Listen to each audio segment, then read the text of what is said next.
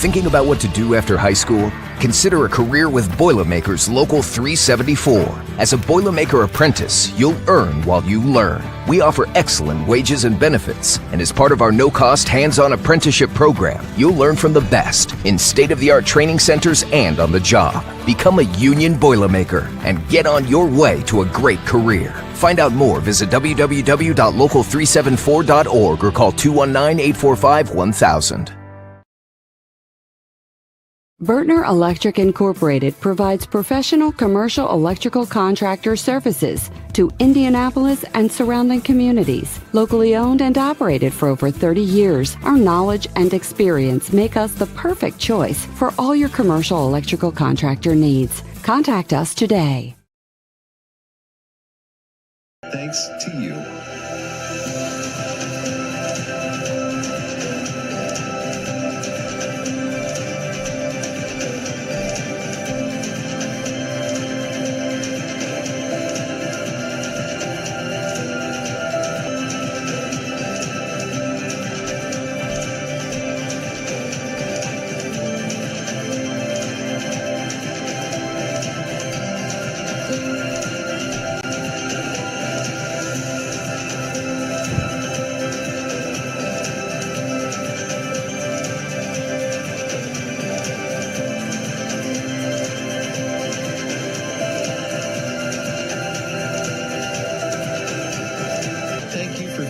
Standing with us. You are truly making a difference in the lives of our neighbors in need.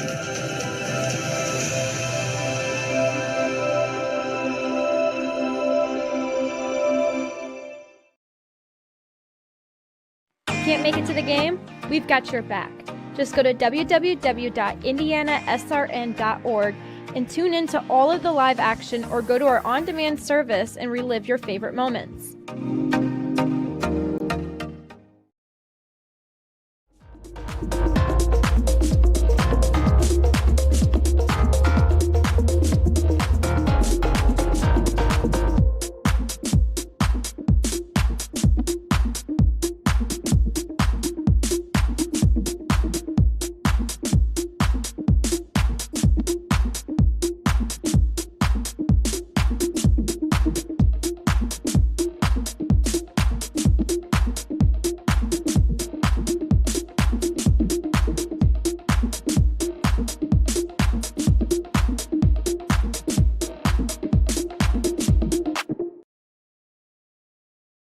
Sports fans, welcome back to Game Time, to pure spirit, to pure sport. Welcome back to high school sports. Fans, I'm IHSAA Commissioner Paul Knighty, and I just want to say, welcome back. This is Game Time. This is Indiana high school sports. This is your IHSAA.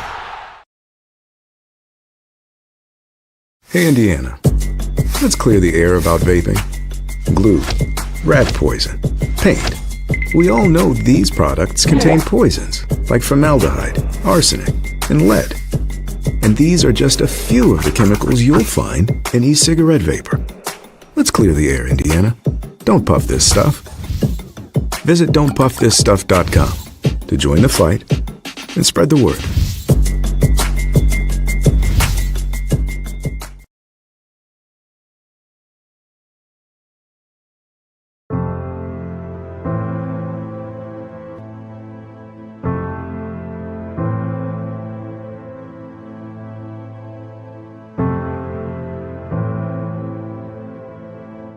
Calling officials cheaters or corrupt, it's not a game.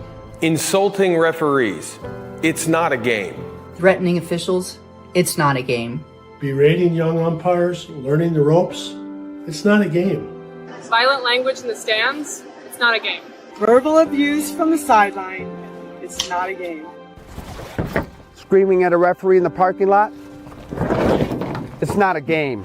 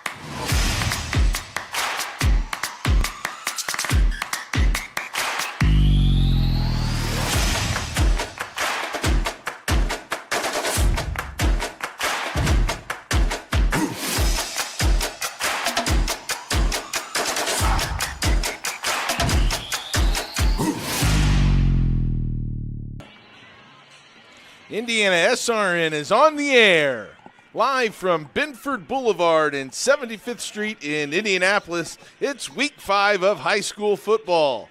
Tonight, we have an exciting matchup as the Scecina Crusaders visit the Heritage Christian Eagles.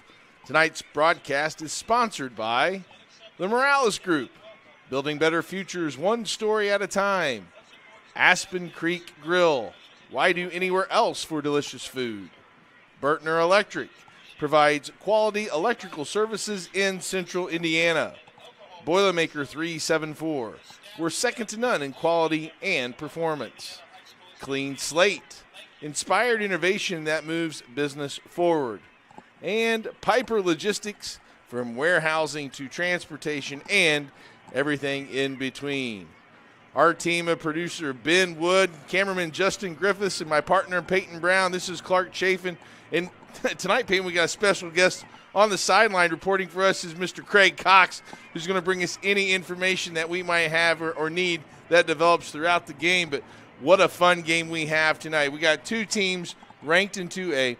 You have Scecina ranked number 1, averaging over 40 points per game, and Heritage Christian ranked 12th in 2A and only gives up 16. It seems like we have two strengths going head-to-head against each other. What are your thoughts? We have a phenomenal matchup right in front of us. You can't draw it up any better than the top offense and the top defense in the same conference, because they're not only going to see each other tonight, but they're also probably going to see each other later in the season. So it's kind of a warm-up matchup, if you will, for what we'll see in the playoffs. So it's going to be nothing but excitement the whole time, because if you can find a way as a defense to make a stop, or as the offense to find an explosive play, you're going to pull out one way or another. But regardless, it's going to be an amazing matchup tonight. Scecina is on the road. This is the first of 3 straight road games for them, so they're going to want to get off to a good start and a good stretch here. Meanwhile, Heritage Christian, they're just looking to protect home turf and get a win in this win column. Let's take a look at some of the impact players for tonight's matchup. If we look at Scecina Memorial Crusaders, they're 4-0, as we said, ranked number 1. Coach Hurley's in his 32nd season with a record of 228 wins and 146 losses, and they're led by David Mendez at quarterback. This young man can throw it and run it, averaging 328 combined yards from scrimmage and 16 total touchdowns. In the backfield is number 38, Mason McClellan, who's a junior that averages 65 yards a game, but has also caught 26 passes. So he gets 110 yards total and has 6 touchdowns. Keegan Ray and Zach Plunkett in the receiving corps for the Crusaders have combined for 150 yards per game and 7 touchdowns. That's a lot of points. It's going to be a big challenge for this, not only for this Heritage Christian defense, but can the Crusaders put those points on the board? Peyton, how, they have a balanced attack. How are they going to attack this defense tonight? Yeah, this defense, I say they just have to keep mixing it up and keep this defense on their toes, because you have well-disciplined players like in Isaac Jones and Colin Jones, people like that leading your defense. But with a dual-threat quarterback and a running back that can run the ball and the skilled threats on the outside, if you just keep this defense on their toes and guessing the entire game, they're not gonna know what to do with you. If you look at the Heritage Christian Eagles, they're 3-1, ranked 12th in 2A, coached by Kyle Ray in his 8th season, is 53-25. Offensively, they average about 315 yards per game, but most of that's on the ground. 190 yards is where that comes from. Quarterback Eli Nix has thrown for 4 touchdowns and averages about 120 yards per contest. Elijah Pimental at running backs, averaging about 116 yards a game. It's 4 touchdowns. You have Andrew Sloan and Isaac Jones that are catching passes. But the strength, as we said, is this Heritage Christian defense. Last week forced 3 turnovers in their win.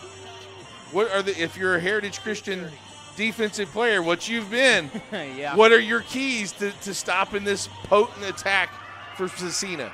The key for Heritage is to set the tone on defense and for their offense to lean into the momentum with that, because Scecina coming in here high-powered on offense is a threat to defenses, but as a defense, if you can eliminate their threats and then capitalize on offense, you're bound to come out on top. If you look at the series between these two schools, Scecina has an advantage. They've won the last out of the 6 matchups. They're 4-2. And last year, Scecina won the contest 27-13. And as they also take the field here, getting ready for kickoff. You see Heritage Christian in their home uniforms, the dark navy blue with the black helmets, and you have Scecina in their maroon pants and the white tops. We're going to take a break, and when we come back, we'll get ready for kickoff in an exciting game coming at you. Number 1 Scecina at number 12 Heritage Christian. It's only on IndianaSRN. Hey folks, good to be with you for tonight's game. My name is Andy Simpson, and I'm a licensed IHSAA football official, and welcome to Friday Night Football powered by IndianaSRN. On behalf of the 340 football officials, the IHSAA, the crew here at IndianaSRN, we hope you enjoyed tonight's game, and more important, don't forget to subscribe to the IndianaSRN YouTube page. As you're watching tonight's contest, I'm going to show you a few of our signals that will help you better understand the information we are trying to convey. Touchdown, safety, first down, holding or illegal use of hands, encroachment, or offsides commonly known, false start or illegal formation on the offense, or a free kick, scrimmage violation, face mask, intentional grounding, roughing the passer, clipping, illegal shift, illegal motion, illegal block, pass interference by the offense or the defense, delay of game, and the one signal we dislike and you as fans don't like seeing, unsporting. We'd like to thank everyone for tuning in tonight and following us on IndianaSRN.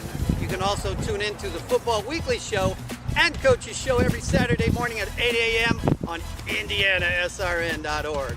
Finally, if you've ever thought about becoming an IHSAA official, www.ihsaa.org and click on the Officials tab or call the IHSAA office at 317-846-6601. Now, sit back and enjoy the game.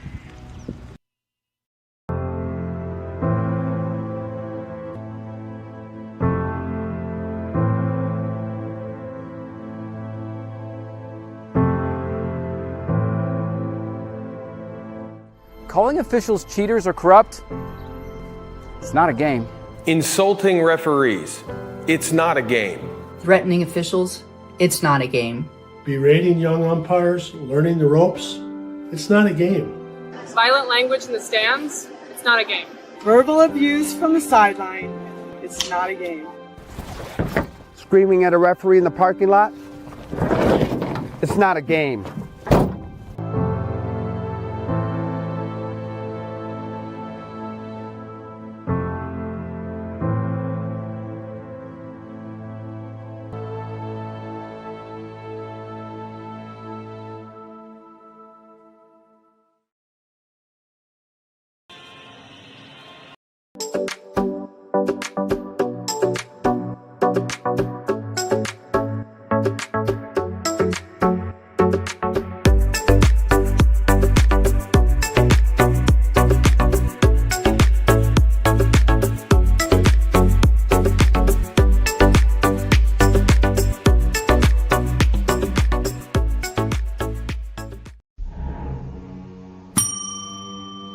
can I help you? Yeah, I'd like to order a hamburger, fries, salt, maybe a large vanilla shake. This is a trophy shop, can't you tell? You got carry out? Everything that you need, we have here at the shop. Very unique. You order today, carry out tonight. That's our version of carry out. All right, I'll take one of everything. Well, that may take a little longer. We'll have it for you tomorrow night. I'll be back tomorrow to pick it up. We'll be waiting for you. Welcome back to Heritage Christian High School for tonight's matchup with Scecina and Heritage Christian. We'll let you know that this broadcast is copyrighted by the IndianaSRN and Indiana High School Athletic Association for the private use of our audience. The use of pictures, videos, and audio without the express written permission of the IHSAA is prohibited. The officials are getting the captains together to have the coin toss. What is I think now more than ever we see teams that win the toss defer and want that second half kickoff. Peyton, what's kind of an advantage to getting the kickoff in the second half as opposed to, does it kind of depend on your team and what your strength is as a team? I think it does depend on your team and what your strengths are as a team, but a lot of teams like to defer to the second half, as we see Scecina doing here, because one, they want to set the tone, because they all know the harder you hit and the quicker you hit, the quicker you're in the other team's head. But they also know that they can use that in the first half for momentum to maybe get the ball around halftime to score, and then have what they call a two-time scoring opportunity. You get to score once right before half, and then you get it right after half to score again. So Heritage Christian's going to have the ball first. Again, they're led by Eli Nix at quarterback. Nix, a sophomore, 6'2", and 120 yards per game through the air, 4 touchdowns. Dual threat quarterback. Going to face a lot of pressure from Scecina, and I know even in talking to Coach Hurley earlier in the week, he mentioned Heritage's defense and what kind of problems it can pose, and certainly the scheme and the blitz packages that they have. So he knows that's a concern for his Crusader offense. Yeah, it can be, especially when you have a high-powered defense, but this defense is really going to have to stay disciplined, because just like they have a high-powered defense on Heritage's sideline, Scecina has a high-powered offense, which is why this is going to be such an exciting matchup. But Heritage is going to have to find the discipline, not only on their defense, their offense as well, to combat what they're seeing in the Scecina team. It sounds like it's important for Heritage Christian's offense to get going. If they were able to take this opening kickoff and move it down the field and get some points on the board, it will really be a big feather in their cap for this defense. It'll be a huge momentum switch, that's for sure. No matter what team you are right now, if you're Scecina, you need a stop to give your offense some momentum. If you're Heritage, you need a touchdown to give your defense some momentum. I think this first drive is going to be a huge testament to how this game is going to go. Owen Winstrel kicks off for the Crusaders, and we're underway. He's taken up to about the 23-yard line. And that was taken up by number 27, Nick Dearman, and that's where this Eagle offense will start on the 23. We do have a report that one of the wide outs for the Eagles out for tonight with some knee issues. That's Daniel Palaconda.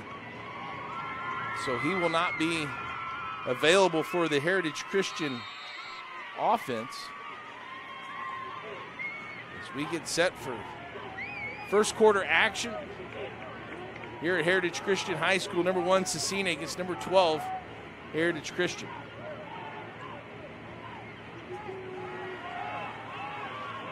Nix gets hits as he throws, and it's going to be incomplete. Some backside pressure there forced that incompletion. Yeah, it was a huge benefit for Scecina there on the first play to get penetration from the offensive line, because in the trenches is where the tone is set, and they were able to just have a nice little rip move there as they transitioned into a cover 3 in their back end of their defense and get the hit on the quarterback. And if you're a sophomore quarterback getting hit like that, you're going to remember it. Especially the first play of the game. It was number 77, Henry Weimer. And boy, a split second earlier, and that could be a strip sack. 2nd and 10. Here's the handoff. Up the middle for a nice game is Pimental.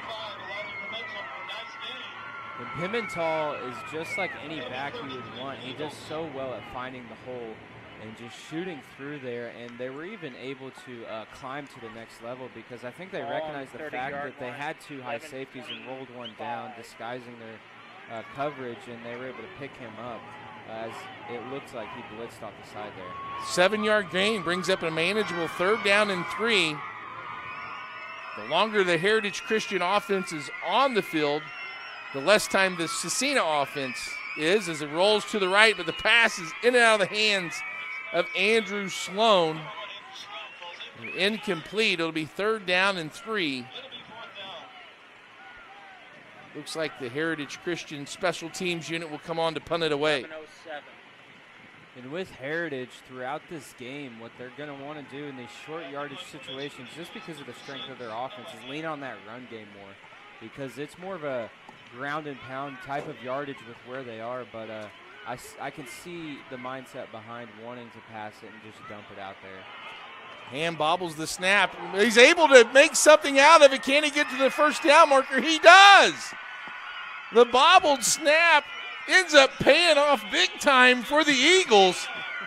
And how about Noah Ham had the awareness to run up and find that 1st down marker. It's just a broken play, and how much awareness he has to see that open field and just pick it up and go. That's just a really good heads-up play by the punter. 190 yards on the ground is what the Eagles average, and they pick that 1st down up. All on the ground is Ham showing that senior experience, finding that 1st down marker. Heritage Christian alive, now at the 34. Pimental. The gap closes nicely by the linebacker. Tackled. And it looks like they had just really good communication with their actions, if you will, because the D-line made the initial penetration, but it opens up the gap freely for the linebacker. They see if it's a run or a pass, and when they see it's a run, they're able to just shoot through that. Forrest Schroeder in there on that tackle from his secondary position, 2nd and 10.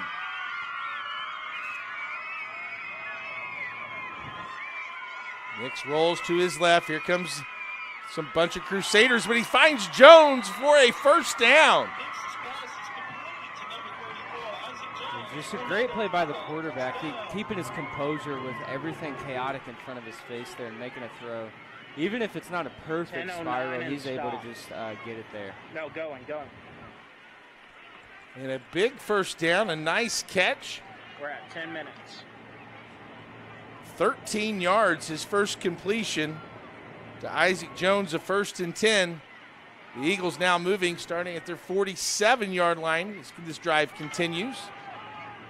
Pimental has a big hold to the left, cuts back. Does he have enough speed to the 30? The 10, touchdown. And that is what's going to be the beginning of the end for Scecina if they can't contain Pimental. With his speed in open field, it's dangerous. If they're able to contain him, as we see here, they are able to contain him a little bit, but he finds a gap and he just goes. He's one of those backs who puts his foot in the ground and he goes. And he'll outrun everybody on the field.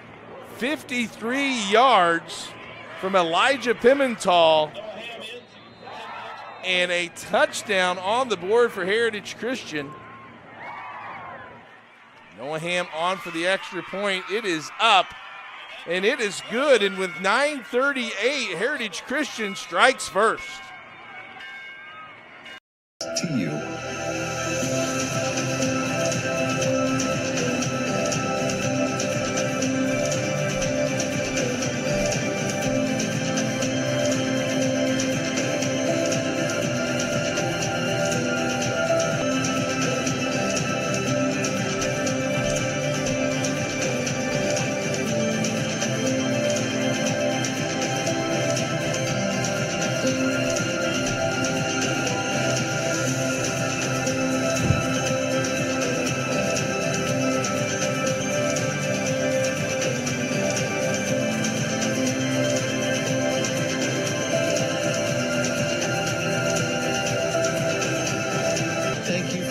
faithfully standing with us, you are truly making a difference in the lives of our neighbors in need.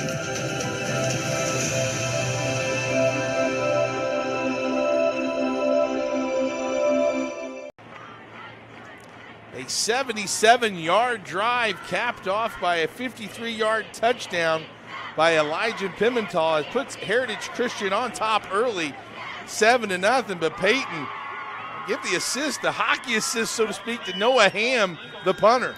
Yeah, that was he set the tone for him. He did. They seemingly had a 3-and-out drive, but he gave him a little bit of hope because he chose to just pick that up, heads up play there, and give him a little glimpse for a touchdown by the end of that. 9-3-2. Ty Walker returns the kickoff, and it looks like they'll start. The Crusaders were on their own 18-yard line. They'll begin their first offensive possession. Again, led by number 12, David Mendez. 240 yards in the air, 88 yards on the ground. He combines for 328 a game. Let's see what Mendez does here in the shotgun formation. Handoff up the middle. That's his running back, Mason McClellan. McClellan, as the official spots it, gets a 5-yard gain, we'll call it.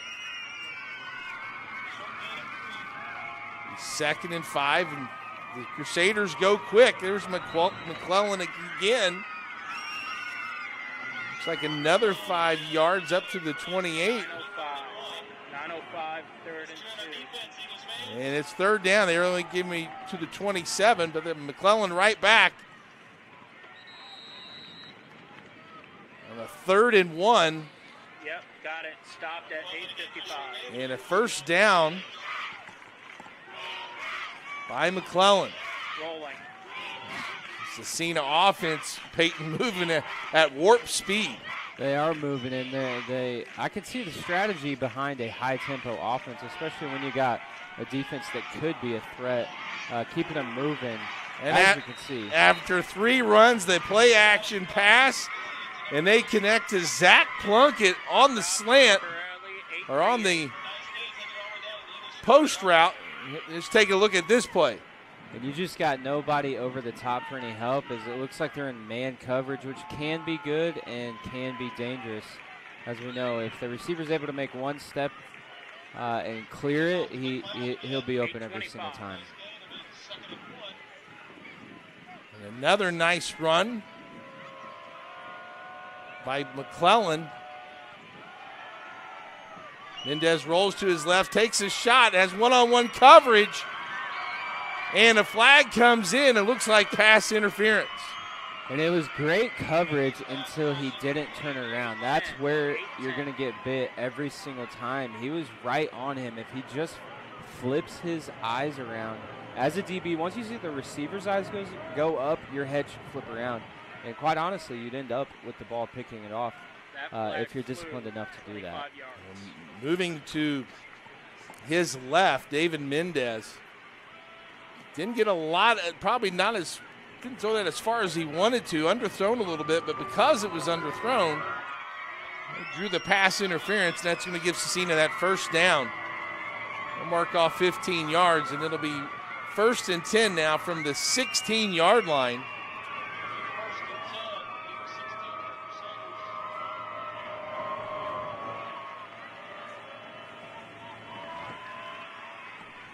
Here come the Crusaders.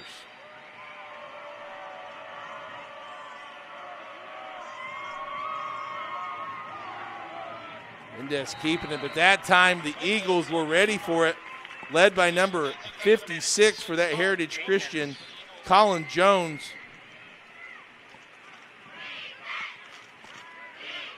And not much there. 2nd and 8. Here's the toss to the right. Again, Heritage is right there. Brock Buckland, the defensive back, cleans it up.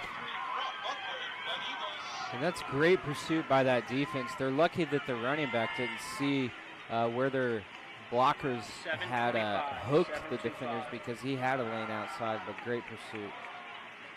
Mendez throws it in the flat, and it's incomplete. Buckland again breaks up the pass play.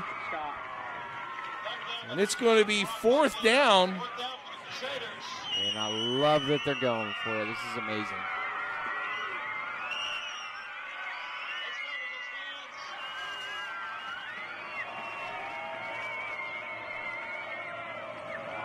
Fourth down. Mendez scrambles to his left. Has a man open. It couldn't get enough mustard on it. It falls incomplete.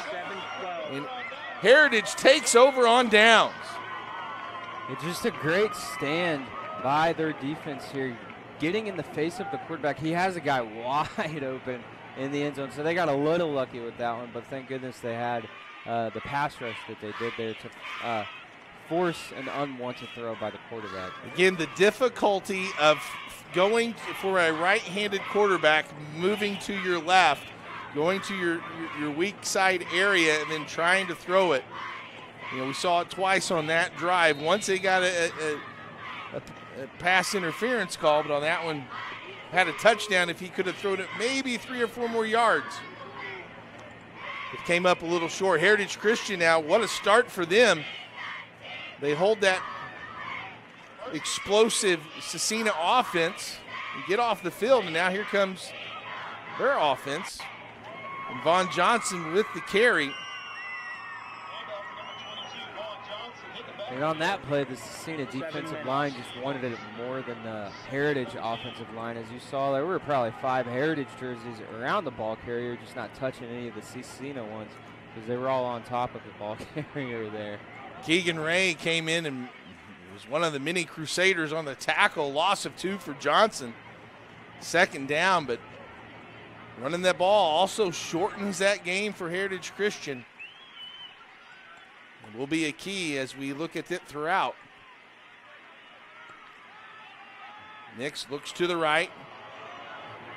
Throws it up, and a one-handed catch, no, but a flag comes in.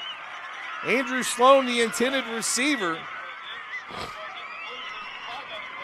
And again, as the DB here, he's in perfect position. He just made the same mistake that the Heritage DB did, and that is not turning their head around. They're going to get bit by that all game long if they can't turn their head around and flip it around when the receiver's eyes go up. And those one-on-one opportunities for those wide receivers on the outside, they're available because of that run game. Yes, the run that definitely sets up the pass because you rely more on man coverage when a team is having success running the ball because you want to bet on them running the ball, and so you put more players in the box, leaving it with the one-on-one matchups, resulting in an interception, a reception, or a pass interference, either way, as we just saw. 1st and 10 then from the 27. The handoff again to Johnson. Falls forward and gets 2. 15 running. They'll get 2nd down and 8. And notice that Heritage Christian offense taking their time between plays, letting that clock run, letting that play clock come down a little each time. You know, both being 2A schools, you got a lot of interior linemen and a lot of players going 2 ways. Hopefully wearing them down a little bit from this offensive possession. Nix rolls to his right. Wanted to get it to Jones and fumbles. Luckily for Heritage Christian, number 56, Colin Jones, falls on it. But a big-time sack. And as a sophomore quarterback, when you got somebody in your face like that, 1, we had Isaac Jones wide open in the flats there, and 2, you got to throw the ball away, which comes with experience. Because when you're a little younger at any level, you want to make something happen when there's nothing going right. But at some point, you got to make the smart decision and just throw that thing away. But great job by Scecina pursuing the quarterback and knocking that ball loose. So a big loss on the play. It's now 3rd and 20. On the 18-yard line. 3 receivers left, 1 to the right. So the Eagles' offense is spread out. Not much in the playbook, though, for 3rd and 20, Peyton. Not a whole lot, but I wouldn't be surprised if we saw this 3rd receiver in split the middle of the defense, as it looks like they're in a little bit of a cover 2. Set up a screen pass to Pimental, but grabbed around the ankles and not going anywhere was that Scecina defense. And on the tackle again was Keegan Ray. Yep, we're at 5. Pimental's first catch, 2 yards. And it'll be 4th and 17. In comes Noah Ham. Gets it off this time in front of some pressure. Takes a Heritage bounce and rolls. Still rolling. And a good flip of field position for Heritage Christian as Scecina will take over at the 30-yard line. Will it be 1st and 10 from the 30? And this is best case scenario for Scecina, not going down 2 scores and able to make a stop on defense here. And hopefully they're wanting to obviously capitalize here on offense, and they need to lean into things they did well, which is that high tempo, those short routes. Then it's a little bit of run here and there, setting up the play action, which they had huge success on with that post down the middle of the field. 1st and 10, and you felt like the Crusaders had definitely had a lot of momentum on that first drive, but stalled in the red zone. Mendez with the handoff. McClellan through the left side.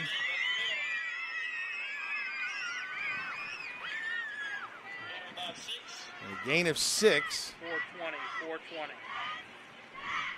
And quickly to the line again. This is a handoff to Montgomery.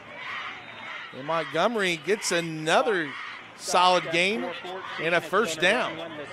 And defending a high-tempo offense is difficult, but it's so important to remember your gap fill responsibility, especially as a linebacker, because you're that anchor for the defense. And as we see here, the linebackers are a little slow downhill right now. The option left goes Mendez.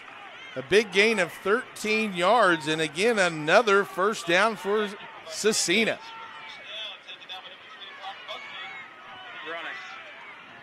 1st and 10 now in Heritage Christian territory with under 4 minutes in the first quarter. Mendez looking long. He's got a man down the sideline. It's caught all the way down to the 8-yard line. Zach Plunkett has been the big man, big play receiver. And this is just a great play by him. It's a 50-50 ball, and the DB gets does a good job getting his head around, but the receiver just wanted it more there. Clock's running. And a 33-yard pass play gets the ball inside the 10. Montgomery gets it inside the 5. They'll take it down to the 2-yard line. 2nd and goal. Scecina trying to tie it up. Mendez on the quarterback sneak.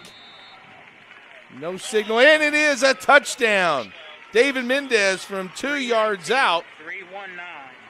And an extra point away from tying this game.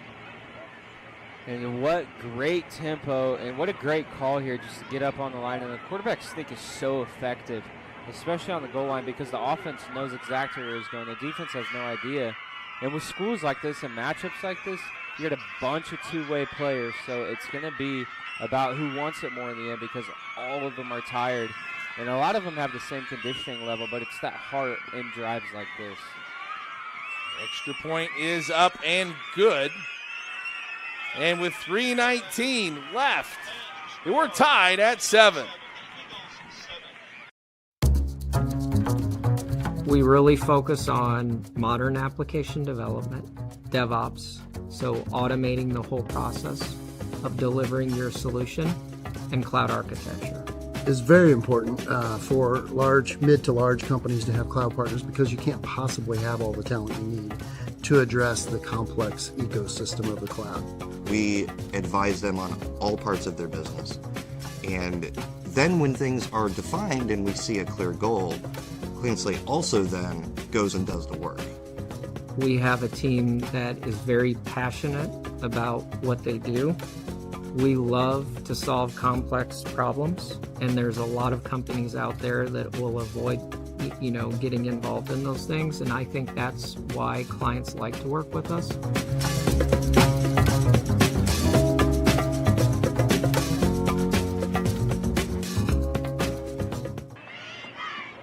Officially human, thanks to our officials for today's game, their hard work and dedication. Without them, we do not play. So please, if you've nothing nice to say, then don't say it. Sportsmanship is everyone's job. A 2-yard run by David Mendez ties this game up at 7 with 3:19 left in the first quarter. Heritage Christian set to receive this kickoff. Looks like Pimental brings it up the field to about the 26-yard line.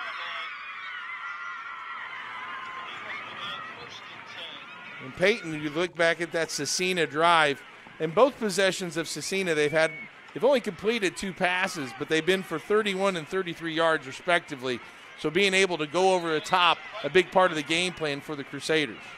Yeah, well, when you run the ball so much, you're able to catch the defensive backs looking in the backfield a bunch because they think that they're going to run the ball, and then all of a sudden the quarterback is able to take advantage of it because he just fakes that ball real quick and he throws it over the top. And they're high tempo. Both drives, they've had no problem moving the ball, which is something that Heritage is going to have to answer to tonight. We'll see if Heritage can get Elijah Pimental going again. Wasn't used at all that second series. Here's a quick out to Andrew Sloan. And Sloan gets some good yardage on first down. Gain of 6. On Sloan's first catch. The 6-foot, 165-pound sophomore. Comes in with 17 receptions for 210 yards and a touchdown. And it'll be 2nd and 4.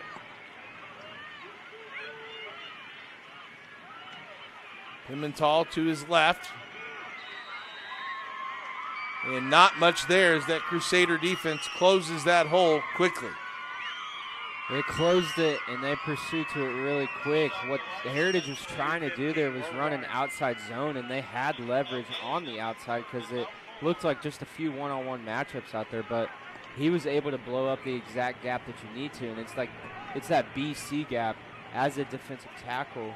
And if they're able to shoot past the lineman and win that one-on-one matchup, they're able to meet him in the backfield like they did there. Luke McDonald from Scecina on the bottom of that pile. One of the Crusaders in there on the tackle, 3rd and 4. Here comes the blitz. Nix gets rid of it, throws it in the air, and Sloan catches it. Was he inbounds? Jump ball, and they're going to say it was a completed pass. And first down. And what a throw. It was kind of a floater here, but it's a 50-50 ball, and he goes up and he gets it. And it looks like the Scecina defender might have jumped a little bit early, and it just fell right into his breadbasket there. And Eli Nix completed his last 4 passes. He's now 4 for 6 for 40 yards and a big first down all the way to midfield. Pimental carries on the draw. It's a first down and more in Scecina territory. Goes Elijah Pimental.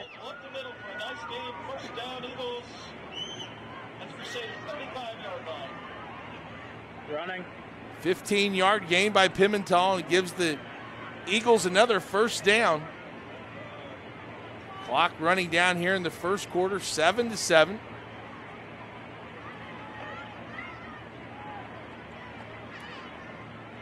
Nix breaks the huddle with 2 receivers, right, 1 left. There's the toss left. Pimental tries to get around the corner, and he does. Spin moved, and close to another first down. Bounds at 103. Tell you what, that could have been disastrous. He kind of fumbled that toss, Good concentration by Pimental to gather that toss in and end up with a 10-yard gain and then another first down. Yeah, it didn't look like he secured that ball at all until he was out of bounds at the end of the play, which could have been awful for Heritage, but way to just keep fighting to keep that ball and get extra yardage there. Good drive by Heritage Christian. Started at their own 26. Pimental again on the draw. Nice patient running, finds some open area and gets 2 yards. 5-0. It'll be second down at the 28.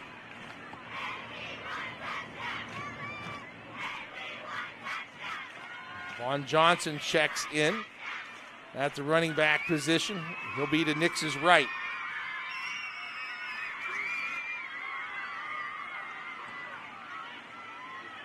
Play action pass. Nix looks to his left, throws in the end zone, and it's dropped. Incomplete. Had his man for a second. Lincoln Togg.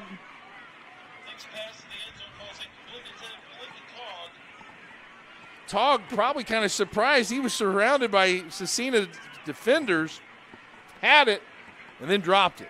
Yeah, he was probably shocked the ball got thrown to him because there were about 3 or 4 defenders around him there, but it fell into his breadbasket. And I don't know if he wasn't ready for it or if he was just surprised that it got thrown to him or what, but he ended up wide open in the end zone, in the back of the end zone there, and it just fell through. I like how Nix threw that really high so only Togg can get it. Here's another fade to the corner. Touchdown!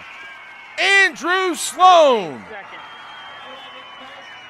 And they're having kids just step up right now and make big plays because those are the plays like we see here that are going to win football games for you. You have a 50-50 ball. The defender's in great position here with his head flipped around as we see, as he's made the adjustment to do so, but the receiver just wanted the ball more. Noah Ham in to kick the extra point. And it is up and it is true. And Heritage Christian with a 23-yard touchdown pass goes on top 14-7. We encourage you to follow us on Twitter at IndianaSRN. Find upcoming games, video highlights, and much more. Follow us now at IndianaSRN. Can't get to a computer? Then we've got you covered. Just go to the IndianaSRN app and stay up to date with all of your favorite teams. You can watch live coverage or relive the experience with our on-demand service.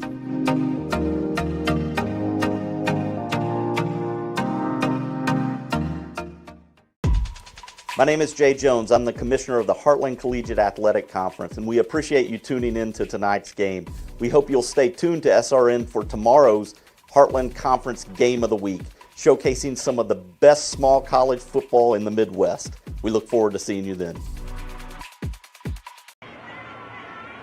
A 23-yard touchdown pass from Eli Nix to Andrew Sloan on a drive that went 74 yards, puts Heritage Christian back on top with 15 seconds left in the first quarter. Scecina will return the kick.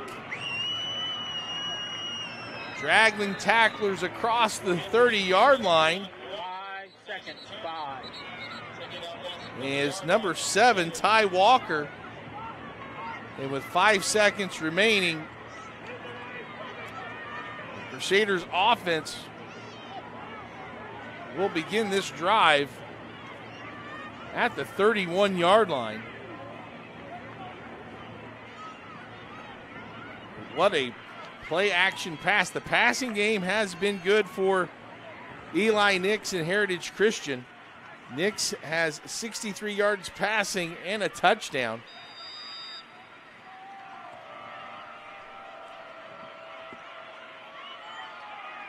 Here's the last play of the first quarter, a handoff to Mason McClellan.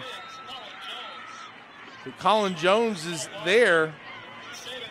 And that'll do it for the first quarter. An exciting first quarter it was. Peyton Heritage Christian on top 14-7.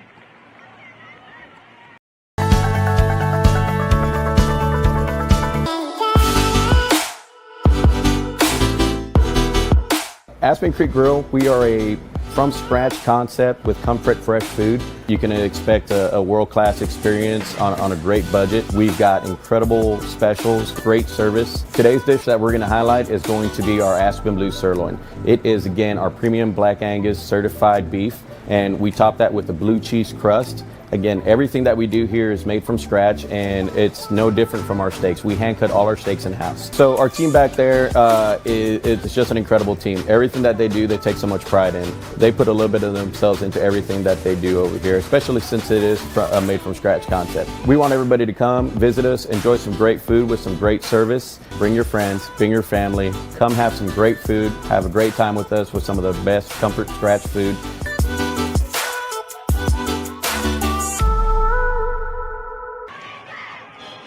Ben Wood, Justin Griffiths, Peyton Brown, Clark Chafin here to bring you this week action with the Heritage Christian in Scecina. And let us tell you that TAM Sweet and Savory Cafe has great food for breakfast and lunch and delicious baked goods. Check out our daily specials, open 8 to 2 Tuesday through Sunday, located at 6427 Oaklandon Road, TAM Sweet and Savory Cafe. Scecina continues their drive, 2nd down and 9. 14 on the handoff to Eric Montgomery. Sophomore running back. Gain of 6 yards. 3rd down. And tripped up by Jones. Colin Jones on the tackle, but not before a 1st down. Running. McClellan again up the middle.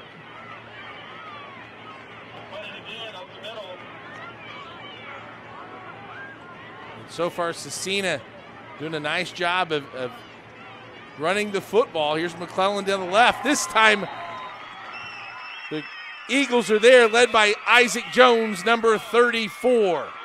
And Isaac just did a phenomenal job at filling that gap. As a linebacker, you have to make up for the gaps that are open, and the D-line creates those open gaps to go through, and it's your job as a linebacker to make the tackle, break down exactly like he was able to do there. Pass out in the flat that's caught by Montgomery. He crosses midfield. 10-43. And that's close to a 1st down. It's going to be 4th down. Montgomery's first catch. And Scecina's going to take a timeout. 4th and 1 to talk this over. Peyton, what do you like if you're Scecina at being so successful with the running game? If I'm Scecina, it's either I'm lining everybody up that I know is going to get a push on the line, or I'm running a little bit of trickery and doing a play action and throwing it over the top just to catch them off guard, because they're expecting a run here on a hard count as well, with there only being a yard to go, which would be the perfect time to go on to play action and throw it over the top. But it's also the perfect time to show them that you're the more aggressive football team on either end, and just line everybody up, hat on a hat to go. And let's not forget David Mendez, the 5'10", 175-pound senior quarterback for Scecina. Averages nearly 90 yards per game on the ground and already has a touchdown. Having that dual threat quarterback, another option that Coach Hurley has for Scecina. 4th and 1 from the 48.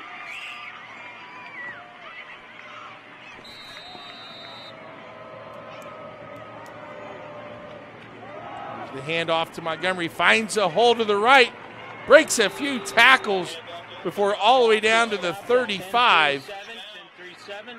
A 13-yard gain for Eric Montgomery. Running. And that quick tempo offense, they're back to the line of scrimmage. Montgomery goes to the right side again.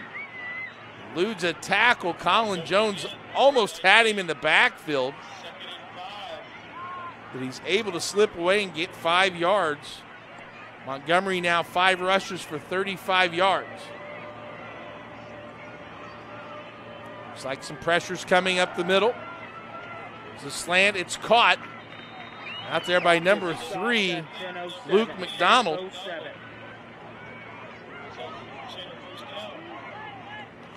Running. An 8-yard gain for McDonald. Another Scecina first down, play action. Catch outside as he powers his way is Clifford Brown. 9:55. And Brown, they're going to give him the yard to gain, move the chains for a first down, so a 10-yard catch by Brown. And Scecina knocking on the door at the 18-yard line. Brown on the handoff.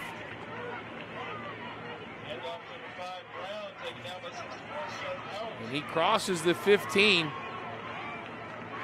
Brown, another player that Scecina can put in its backfield. And he powers through a tackle, drive to the end zone.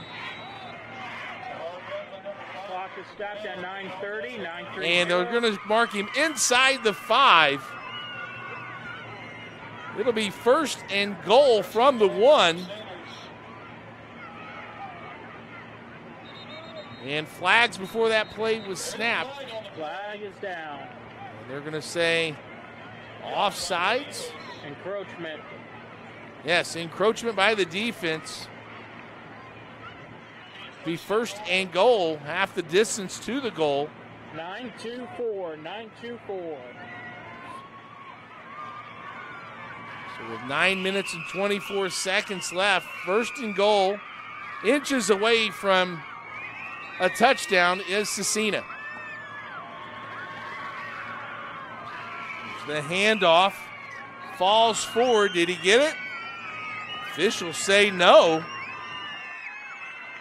Colin Jones able to bring Montgomery down for no gain. And whistles blow again. Timeout, Heritage. And Heritage Christian takes a timeout. Wheeler Mission, move your feet so others can eat. 21st year Drumstick Dash is November 23rd at 9 a.m.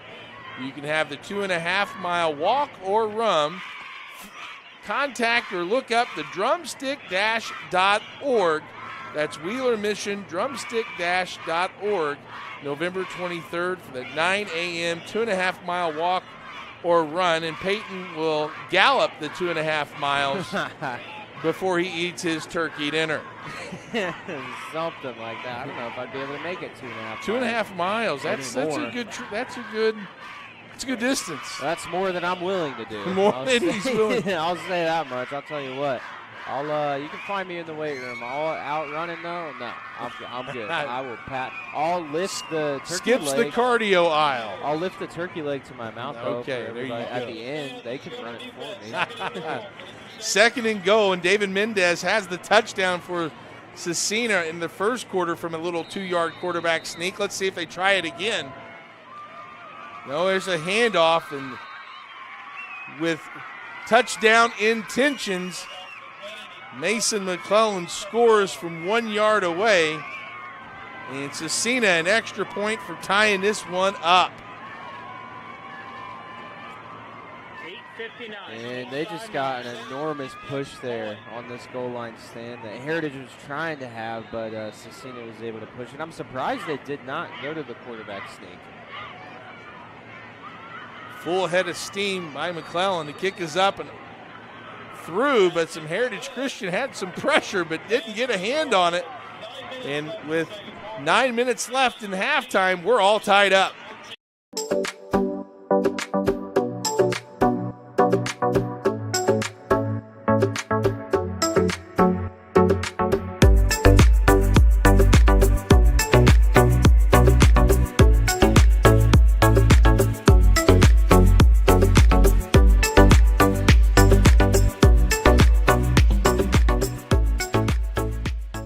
We need your help so the youth of our community can develop advanced leadership skills. We need your help giving high school administrators and coaches the instruction and insight they need to be better role models and teachers. To learn more or to make a tax-deductible contribution, go to IHSAAfoundation.org. You'll not only be contributing to the foundation of the IHSAA, you'll be contributing to the foundation of our community. Welcome back to Heritage Christian High School. A 69-yard drive by Scecina, capped off by a 1-yard touchdown run by Mason McCullen with 8:59 left to go before halftime. Ties this game up at 14 apiece. Scecina kicks off. And here comes the Eagles. Pimental from the 5 up to the 30-yard line. You know, Peyton, we talked at the beginning of the game that the big matchup was the Scecina offense and the Heritage defense.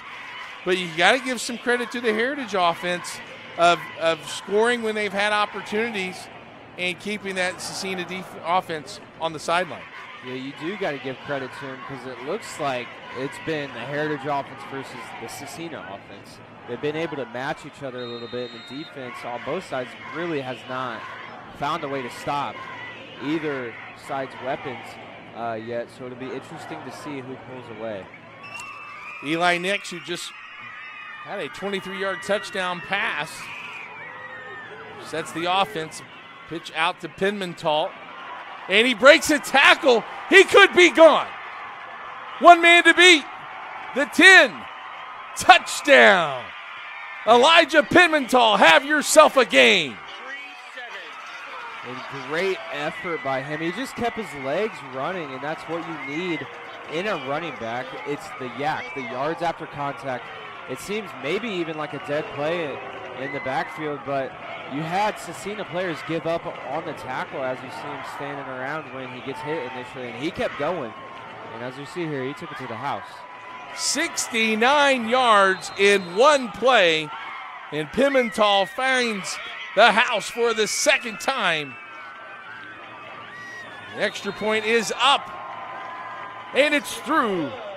And Heritage Christian answers right back with a touchdown of their own and goes up by a score of 21-14. From warehousing to transportation and everything in between, Piper Logistics does it all. Centrally located, Piper Logistics has 2 warehouses in Indianapolis and a warehouse in Cincinnati, Ohio. Piper Logistics houses over 1 million square feet. Along with our transportation department, we can provide service to half the United States markets.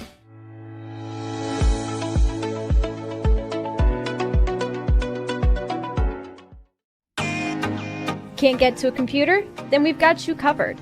Just go to the IndianaSRN app and stay up to date with all of your favorite teams. You can watch live coverage or relive the experience with our on-demand service.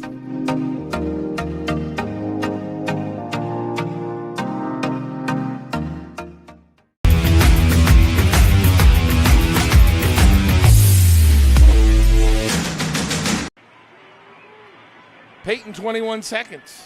That's how long it took Heritage Christian to take the lead as a 69-yard run by Elijah Pimental. And Heritage back on top, 21-14.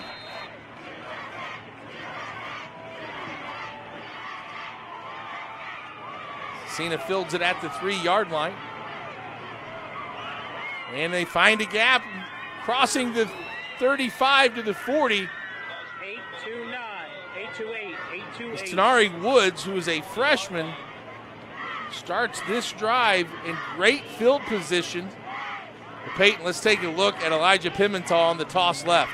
And again, as we said before break, he's just a hard runner, and he capitalizes on the open grass that he sees, and he saw it, planted, and went. And as we can see here, it'll result in him walking into the end zone like that every time. He's got next level speed. Once he gets that secondary level, he can run past the secondary. 2 touchdown runs were long. An incomplete pass by Mendez through the hands. 825, 825. Pimental, 8 carries for 156 yards and 2 touchdowns. Second down handoff. Colin Jones makes a stop right at the line of scrimmage. And it's a big 3rd and 10 for the Crusaders. Mendez back to pass. Here comes Jones. It's out in the flat, caught for a first down. It's Mason McClellan. 801. McClellan, his first catch. And Scecina needed that big 3rd down conversion to move the chains. 1st and 10. McClellan to the left side. Crosses the 45-yard line of Heritage Christian. He'll gain 6. And a nice balanced running attack with McClellan and Montgomery. Up the middle, McClellan again. Down to the crosses the 30.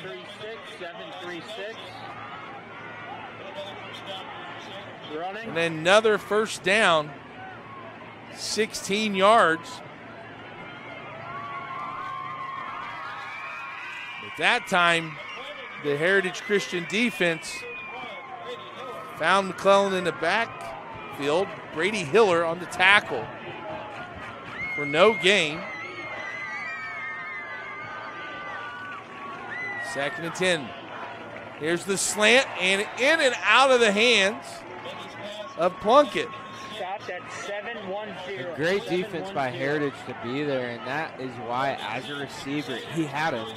That's why, as a receiver, though, it's so important to catch with your hands away from your body. If you catch with your body, it'll bounce off of you.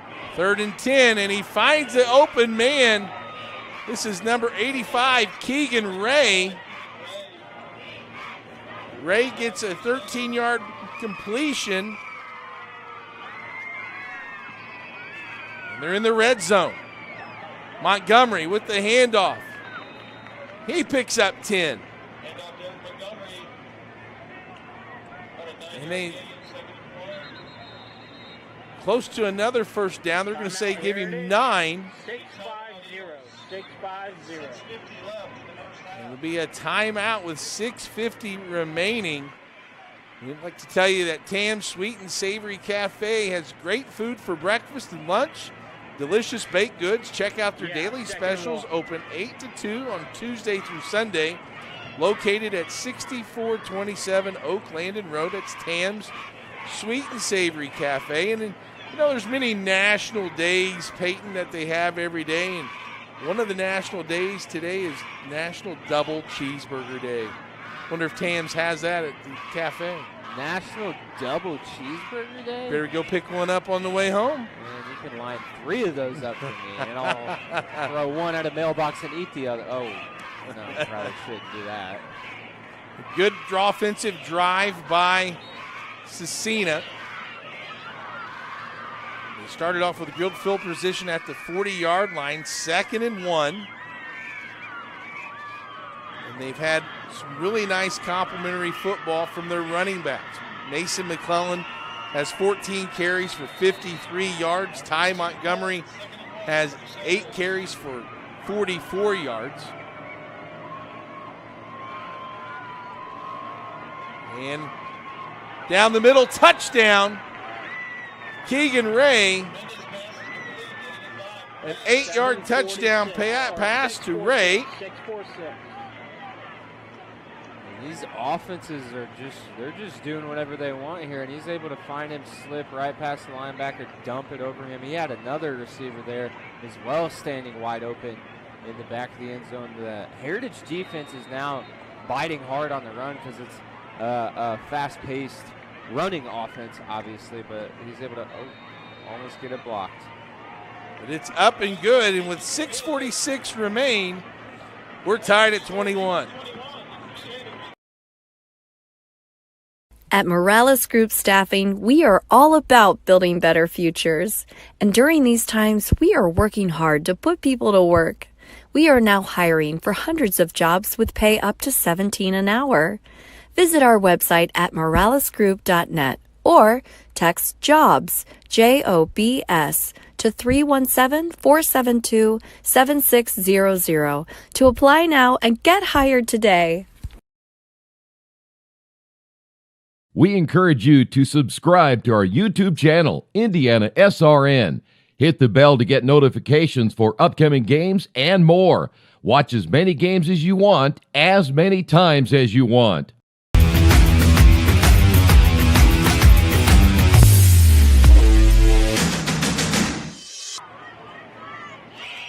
60-yard drive by Scecina with 6:46 remain. Ties it at 21, capped off by an 8-yard touchdown pass from David Mendez to Keegan Ray.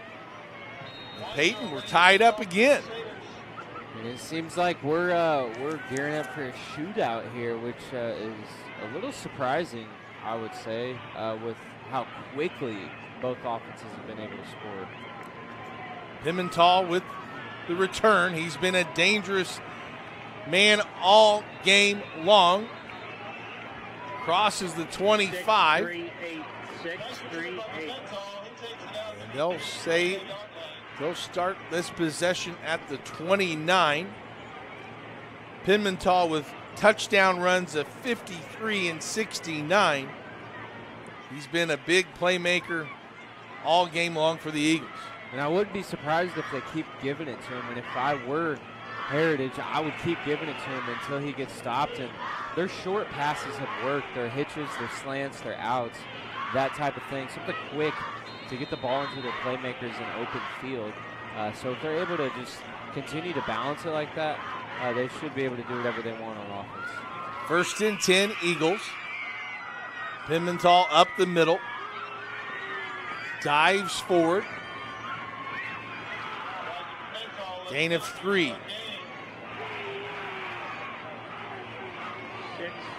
6-2. Nicks it through the air, has been very effective as well. He is 5 of 8 for 63 yards and a touchdown. They got to honor some of those passes and those formations. They put those athletes out on the perimeter. Weakens the heart of that defense, and that's where Pimental's finding room. Here he gets a nice cutback, and trying to fall forward, he does. Another 3-yard gain. And it's going to be 3rd and 4 from the 35-yard line. Got to feel like Heritage Christian has to keep scoring to keep up with Scecina's offense that averages 40 points a contest.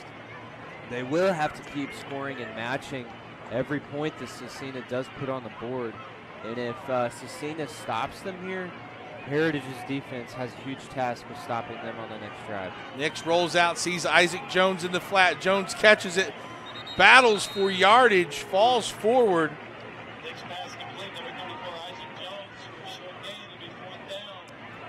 And it's not enough. I'd go for it. 5 minutes. 5. 2-yard completion to Jones. And then it's 4th and 2. See if Coach Ray is going to go for it or maybe try to draw the Scecina defense off sides. 4:50 left here before halftime. Nix in the shotgun. As the hard count. And Coach Ray decides to go ahead and take the timeout. We'll take it with him. 4th and 2 when we come back.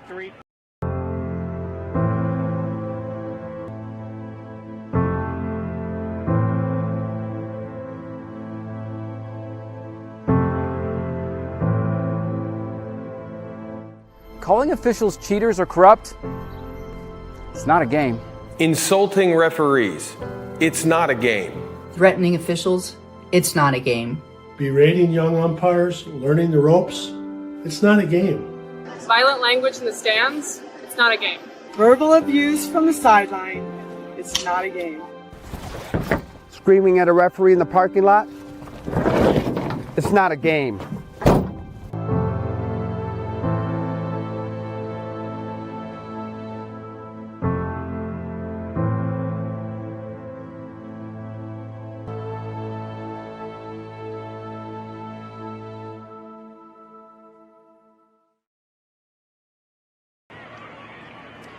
back and forth game so far. Tied at 21. Heritage Christian, 4th and 2 from their own 37-yard line. Looks to go for it here. Nix gives to Pimental. And did he get it? Good push by that defensive line. Nick Bozelli. And no, he did not get it. He's short. And a turnover on downs results in Scecina getting the football at the 38-yard line of Heritage Christian. And with this field position, I wouldn't be surprised if maybe Scecina tried to milk the clock a little bit, because like what we talked about at the beginning of the game, they could have the 2-1 score here. They could score now and then right after half if they run it out, or they could score now, hopefully get the ball back, score again, and then get the ball again after half. Mason McClellan running hard. That head down and those legs keep pounding. 6-yard gain by McClellan. He's 2nd and 4. Play action. And Mendez hits his receiver for what looks like a first down.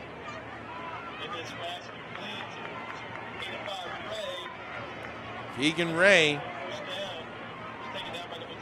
First down. 1st and 10 from the 27. Mendez up the middle.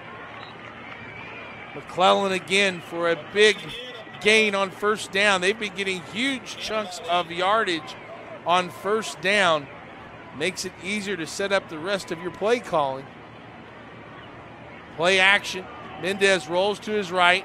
Has the man open in the flat, but the flag came in. Let's see what the call is. It's going to be a hold against the defense.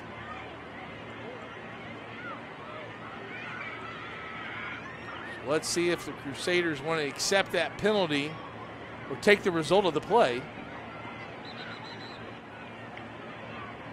And they correct that. It's a hold against Scecina. That's their 2nd penalty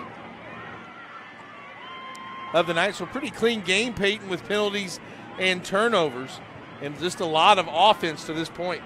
It is a lot of offense. I am a little surprised with the rivalry that is here, that it isn't a little more chippy, but it has been cool to see the clean game, fast-paced, playing it how it should be played and everything. But I wouldn't be surprised if maybe towards the end we see a little higher emotion.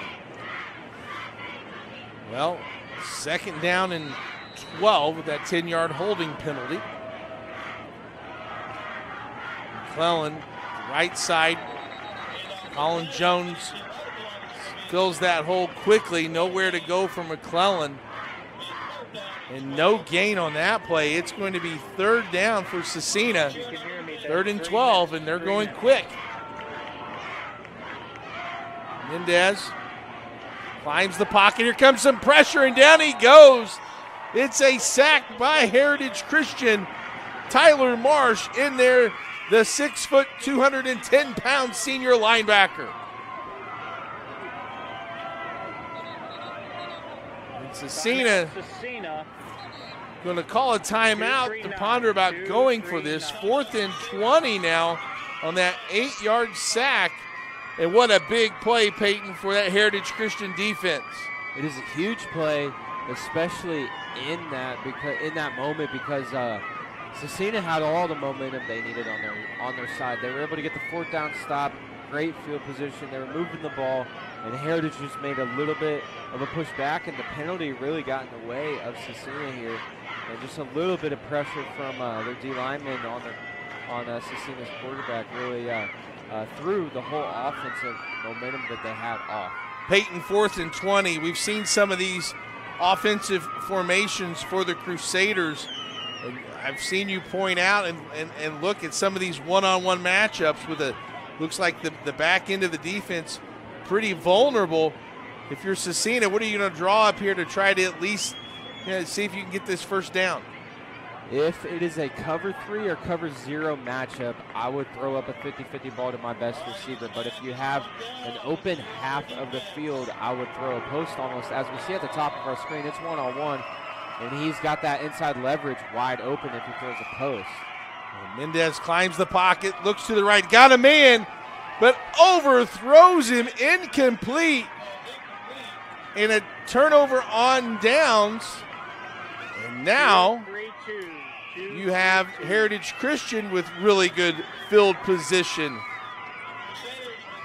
After the holding penalty and the sack, Heritage Christian's going to have the ball in really good field position with 2:32 left before halftime. And you got to think some points before halftime would be a huge swing in momentum for the Eagles. It would be huge, especially since Scecina gets the ball after half. And if Scecina is able to rest up and come out high tempo like they have been all half, they could very well score points. But for Heritage, the best case scenario is to be on top at least by 1 touchdown. Ball in the 36. Here's the swing out to Vaughn Johnson. Tries to get away from a couple tackles. But a loss of yardage for Johnson. He's had a tough night.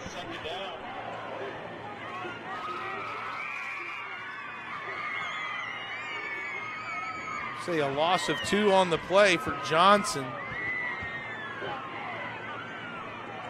Be 2nd and 12. Clock continues to run.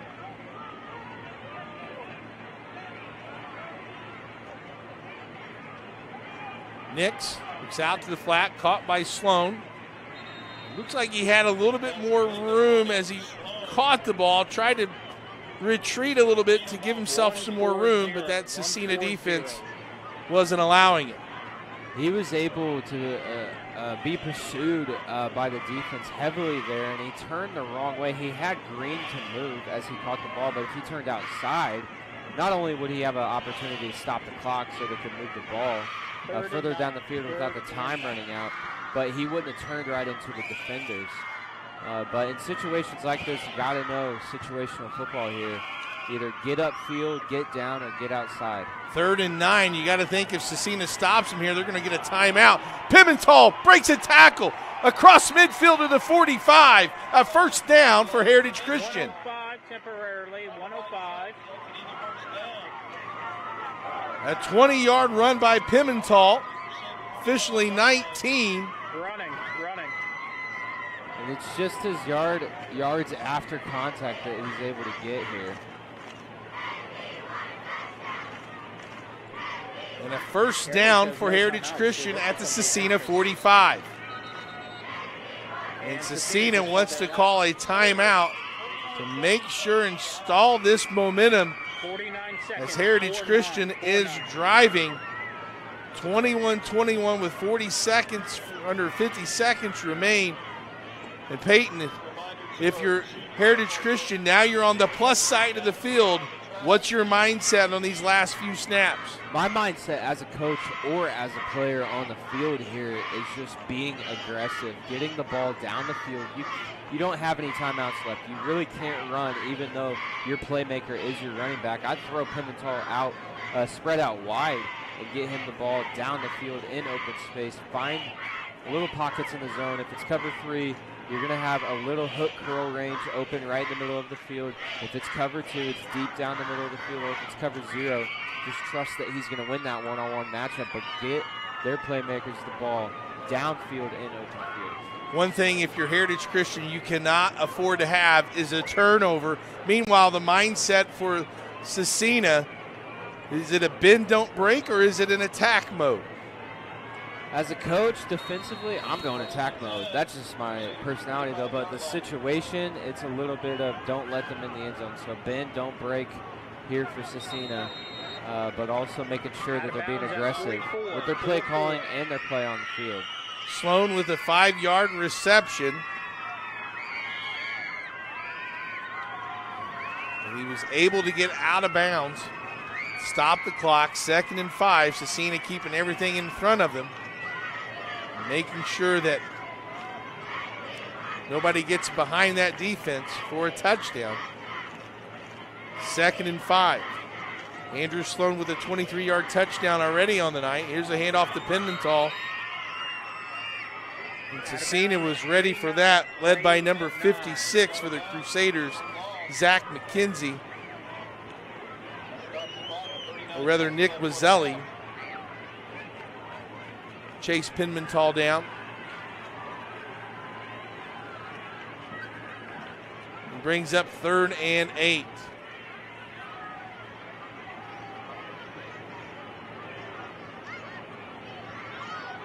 Two receivers to Nix's left, one to the right. Pimental on his left. Nix rolls left. Here comes pressure. Finds it, tries to find Isaac Jones. As Jones settled into the zone, it was a little high. And the pass falls incomplete. That stops the clock and brings up a 4th and 8.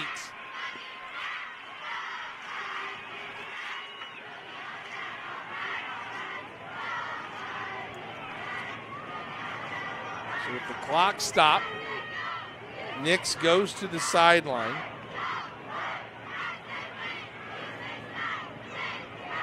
He gets the play. He settles the troops. Scecina not showing any pressure. Nix looks left, has a man down the seam. It's caught by Jones, and a 1st down, and a flag comes in. That could be a penalty against the Scecina defense as well.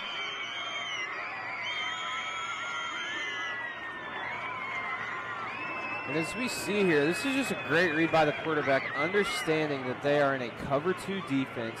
He splits the seam. The linebackers step up just a little bit, and he dumps it over their head. And a great play knowing the sticks and how far he had to get there. And a personal foul on top of that is going to add to that yardage. That's going to move the ball all the way down to the 15-yard line. Will it be 1st and 10 from the 15 with 29 seconds? Heritage trying to get some points on the board before halftime.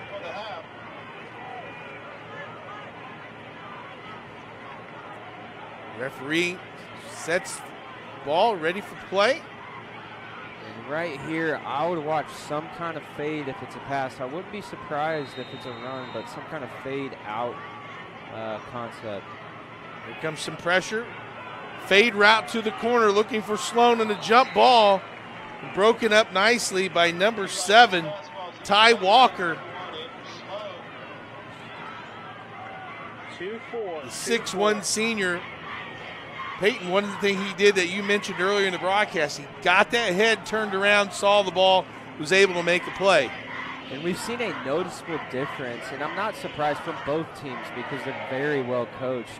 They both have pass interference calls on them, and it's because those defensive backs didn't get their heads turned. So him making this change, I'm not surprised at all that we're seeing that now from their DBs. No timeouts, 24 seconds. Can you run the ball here? I would say no, but I wouldn't be surprised with the back like Pimental.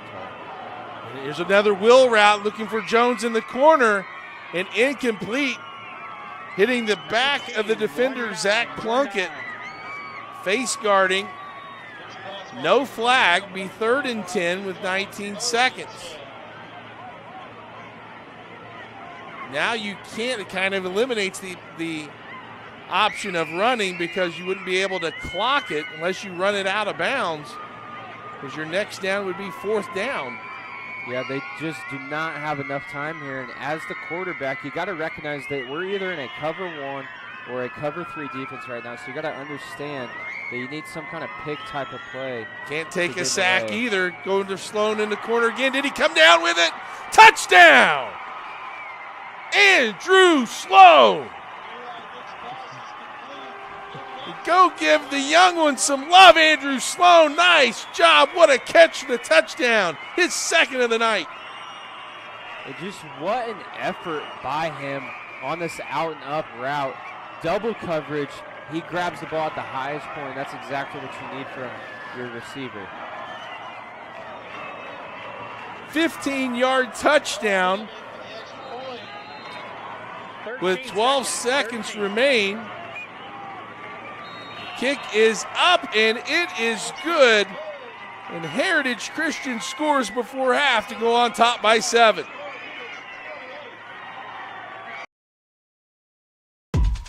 My name is Jay Jones. I'm the commissioner of the Heartland Collegiate Athletic Conference, and we appreciate you tuning in to tonight's game. We hope you'll stay tuned to SRN for tomorrow's Heartland Conference Game of the Week, showcasing some of the best small college football in the Midwest. We look forward to seeing you then. Hey, Indiana. Let's clear the air about vaping. Glue, rat poison, paint. We all know these products contain poisons like formaldehyde, arsenic, and lead. And these are just a few of the chemicals you'll find in e-cigarette vapor. Let's clear the air, Indiana. Don't puff this stuff. Visit don'tpuffthisstuff.com to join the fight and spread the word. A 64-yard drive ending on a 15-yard touchdown pass from Eli Nix to Andrew Sloan, and Heritage Christian back on top again, 28-21. Ham kicks it off. Walker brings it across the 25. He'll go down at the 30. 7 seconds. With 7 seconds remain. Scecina with the ball at the 30-yard line. Peyton, are you going to try to score here knowing that you get the ball in the second half? Is this a kneel down or are you going to run a play?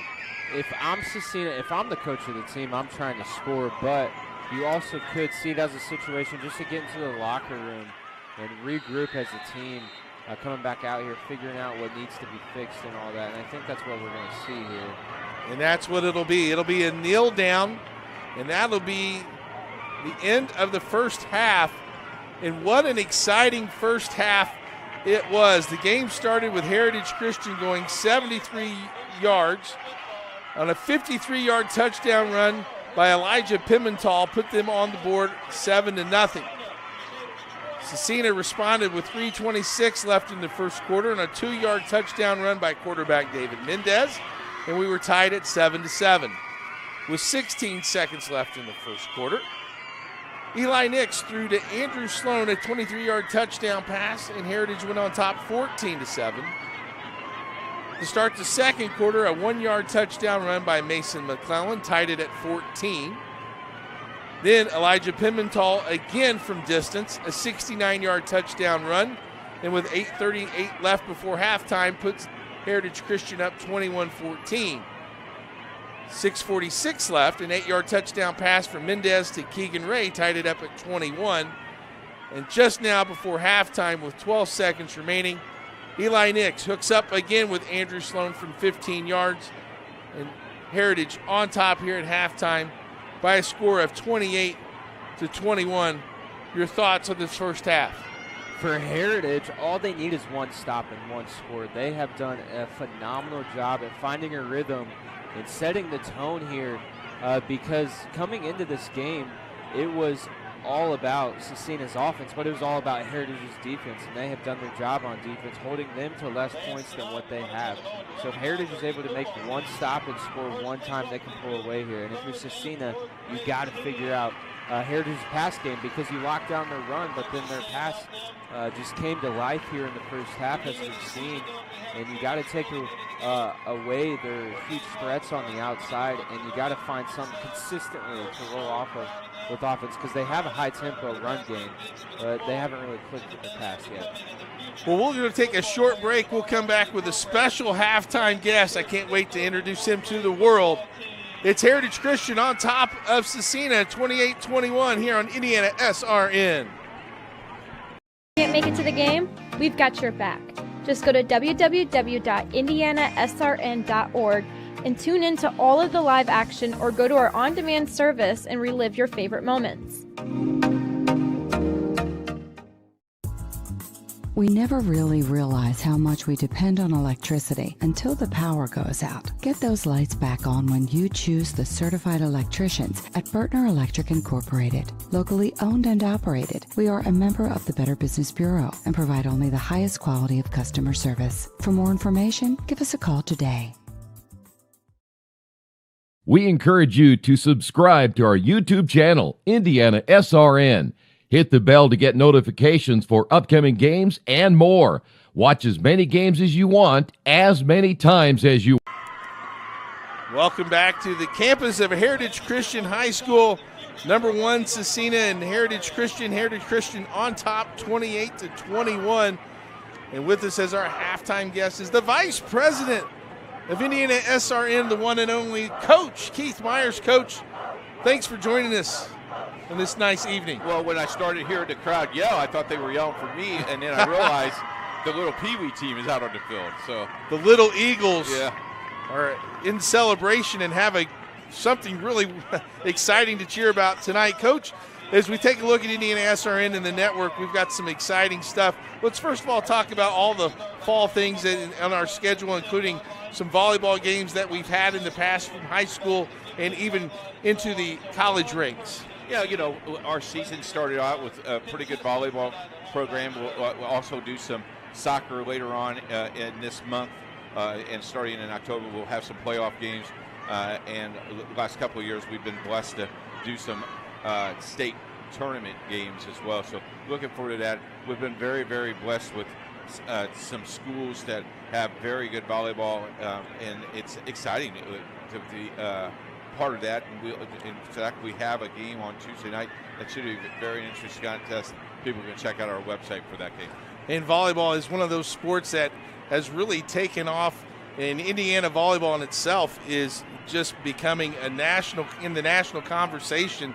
Schools like Hamilton Southeastern and Yorktown really have been on the national landscape, and as well as Cathedral in Scecina. Volleyball has really been a strong program the last few years. And think about our winter schedule as well.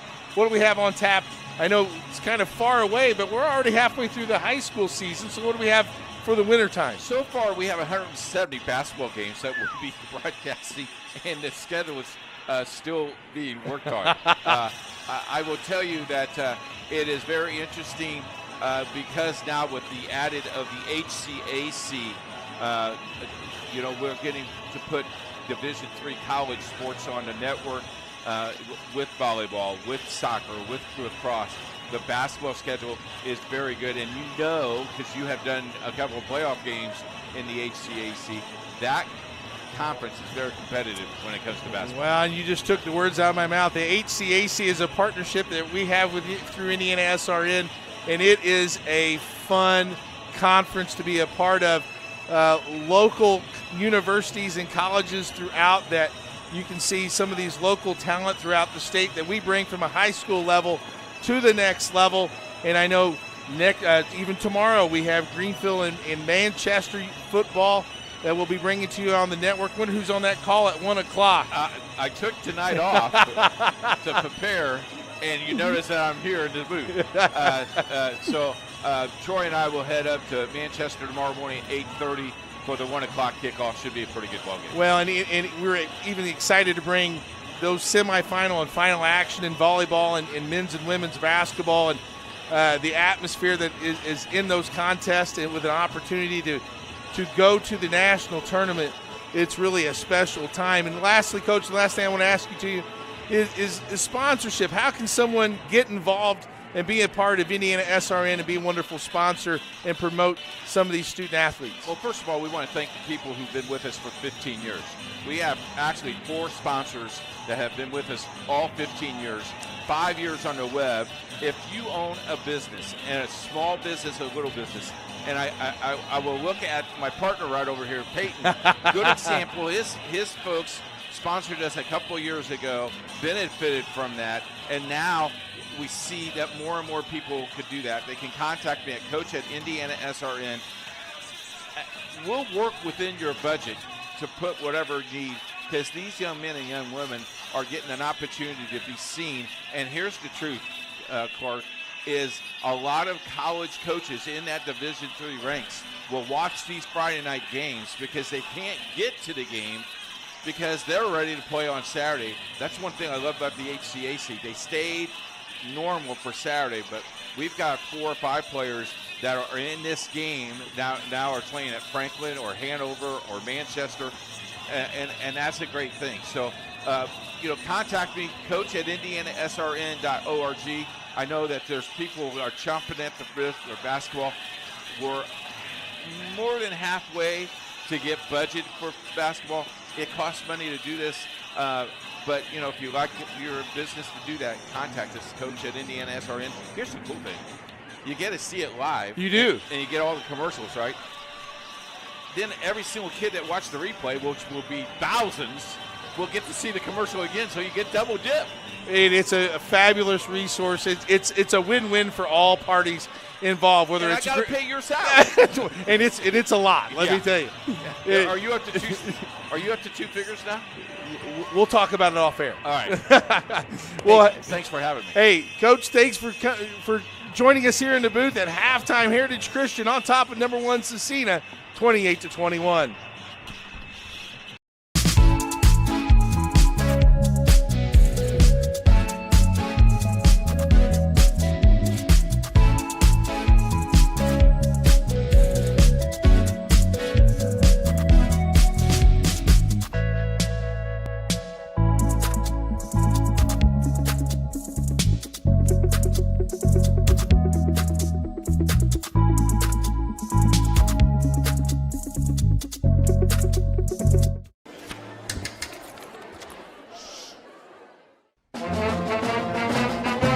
Hey, conductor, how about something new? You played this last year.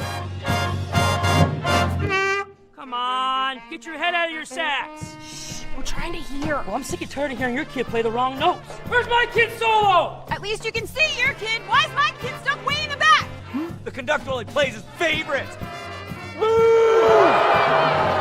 kid heard that solo! You saying my kid? Yeah! Come on! I'm Keith Myers, Vice President of IndianaSRN. Thanks for joining us.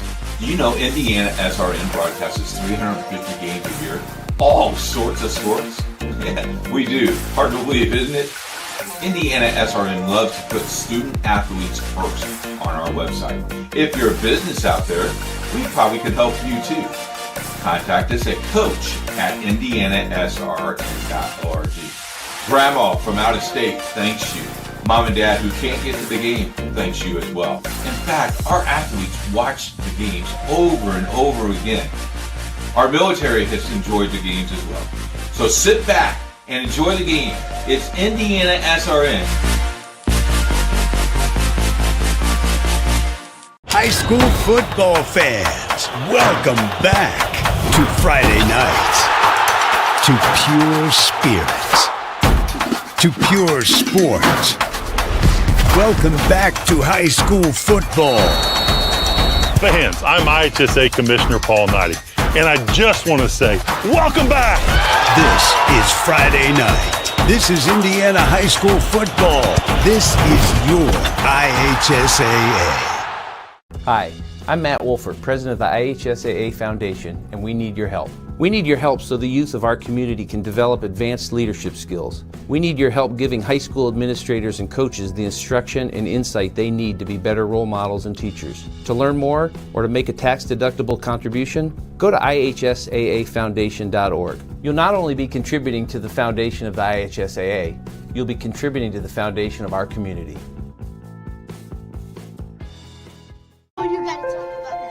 The innocence of youth. Is there anything any better? But soon they'll be in high school and facing all the same challenges you faced. How to make friends, how to fit in, how to be cool. We want our children to have everything they'll need to live fulfilling and productive lives. Make sure the kids in your family are among the more than 160,000 participants here in Indiana who take part in high school sports. Becoming a licensed sports official is a great way to make a positive difference in the community and support the over 160,000 Indiana student athletes that participate across 22 IHSAA sports. Sports officiating allows you to stay connected to the game, Become a role model for our young student athletes. Earn extra money and support the patrons and communities of our IHSAA member schools. To learn more about becoming a licensed IHSAA official, log on to ihsaa.org/officials today.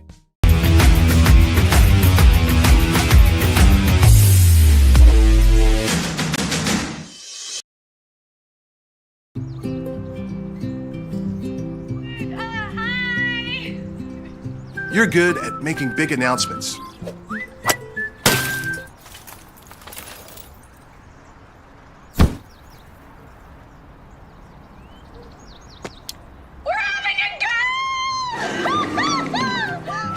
We're good at your insurance. Start with Indiana Farm Bureau Insurance, online, over the phone, or in person, and stop knocking on wood.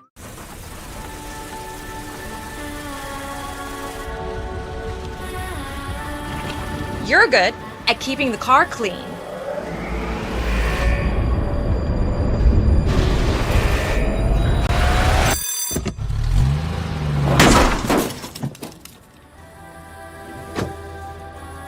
We're good at your insurance.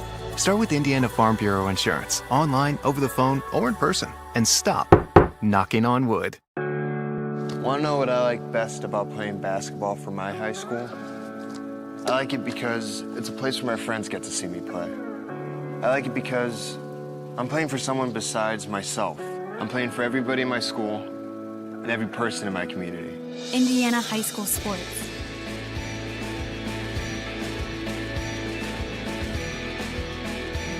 They're more than just a game. Come and see me play. Never miss a big game by downloading the IHSAA TV app for free on any device. For your iPhone or Apple TV, check the App Store. On your Android or Android TV device, load up the Google Play Store. Have a Roku or Amazon Fire Stick? We have the app for you. Check us out on Facebook Live, Twitter, or YouTube Live by searching for IHSAA TV. Or as always, click to IHSAATV.org for quick and easy access to your favorite IHSAA live and archived events. Welcome back to Heritage Christian High School. At halftime, Heritage Christian on top of Scecina 28-21. Let's take a look at some of the halftime statistics. First of all, for the home team, Heritage Christian Eagles. Eli Nix through the air is 10 of 16 for 86 yards and a touchdown. Running for Heritage Christian, the big story, Elijah Pimental has 13 carries for 179 yards and 2 touchdowns.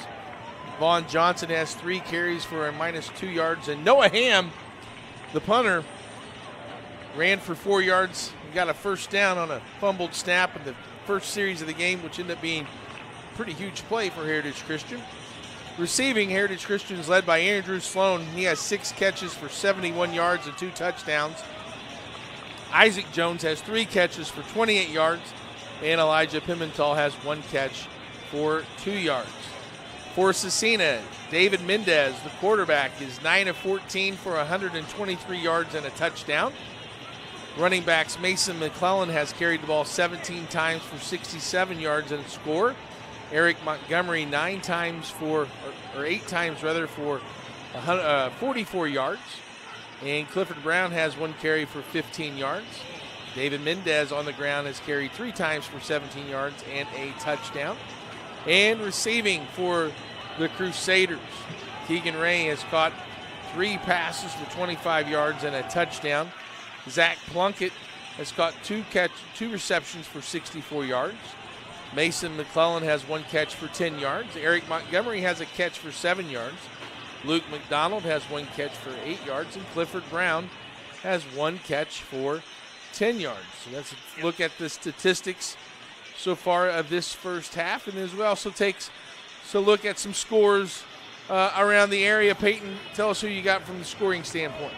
We got Ron Colley on top of Guerin 14-7. Westfield's on top of HSC 10-7. LN is on top of Carmel 8-7. Center Grove is on top of Harvest Prep 22-6. Noblesville is on top of Zionsville 17-7. Ben Davis is on top of Warren 28-20. And Mount Vernon and Delta are all tied up at 14. Yeah, I hear you. So some good games throughout the city and the state, and also on the network. Evansville Memorial on top of Evansville Harrison 14-0 as that game is entering halftime. As we take a look at the players coming back out onto the field, Clark Chafin along with Peyton Baum, producer Ben Wood, and cameraman Justin Griffiths here tonight to bring you this action. And Peyton, what a first half it was. If you're Heritage Christian, we kind of talked pregame that this might be a battle of Scecina's offense against Heritage's defense. But it's been Heritage offense is the one that's caught us by surprise, putting up 28 first half points. Pretty impressive by the Eagle offense. Very impressive, and they did catch us by surprise here. If I'm being honest, I suspected a lower scoring game for the defense. The two defenses to battle it out, but it's been the complete opposite. And we're looking like it's going to be a shootout with both offenses finding a rhythm and able to get in the end zone. Maybe there's a few mistakes on each side that they need to clean up, but it's been an exciting one so far. It definitely has, and if we take a look at the scheduling for both these teams, as we said from the beginning, Scecina, this is the first game of 3 straight road matches, and it doesn't get any easier. Next week, the Crusaders go to Indy Lutheran, who are 4-0. On September the 29th, they travel to Triton Central, who's 3-1. They'll have a home matchup against Ritter, who's 2-2, and then end the season on October the 13th against Monrovia, who is 4-0. So the Crusaders definitely have a tough schedule and still ahead of them. Meanwhile, for Heritage Christian, next week, they're at Covenant Christian.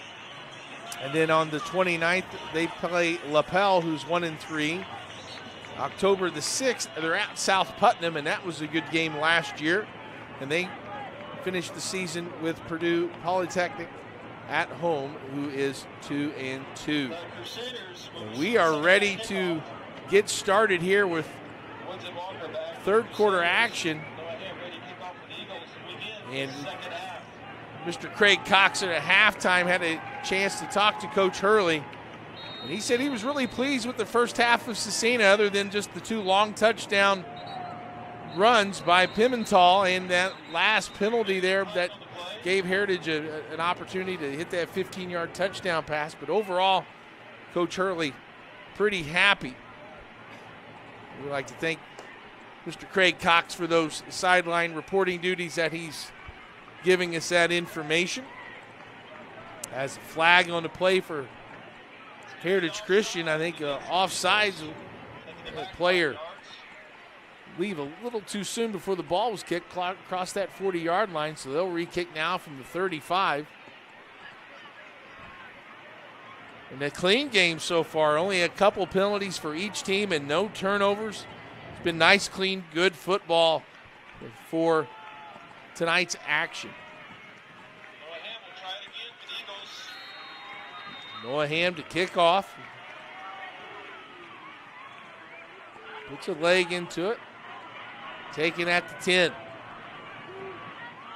Ty Walker crosses the 30, or rather Clifford Brown. And Scecina will have good field position as they try to tie this game up. It almost feels like, Peyton, this is a shootout, and whoever has the ball last is going to win.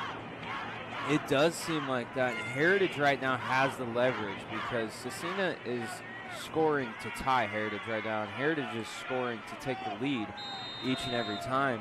So the goal for Scecina has to be score, get a stop, score, and hopefully get a stop, but switch that leverage over to their side. And we have a pre-snap penalty. It looks like a false start. And just as I say, it's a clean game. We have 2 penalties to start the second half. That'll back up the Crusader offense 5 yards. It'll be 1st and 15 now from the 27. David Mendez in the shotgun. Eludes some pressure, eyes down the field, and a little too high for his intended receiver, Tristan Brown. And it looks like he just missed him over the top. He had him open there in the middle of the field, but he wasn't able to set his feet because of his Heritage defense getting pressured. Credit Colin Jones for the Heritage Christian defense. Here's the handoff up the left side. It's McClellan. He gets a 6-yard gain, and now it's 3rd and 9. Des rolls right. Here comes the pressure. Gets away from Jones, eyes down the field, and its pass is broken up. Erie Bryant, the senior defensive back, 5'11", 160, got his head turned around to see the ball and put his left hand out and knocked it to the turf, forcing 4th down. And a phenomenal start by this Heritage defense here, as we're seeing them really step up and make a stand here. And if Heritage is able to put some points on the board here with the momentum and just the energy of the game thus far, they could pull away with this one. 4th and 9. Scecina in the punting formation. Kicks away. Takes a bounce. Picked up by Johnson. He eludes a tackle, gets outside, and taken down all the way to the 47-yard line. And a nice return by Vaughn Johnson sets up the Heritage Christian offense near midfield.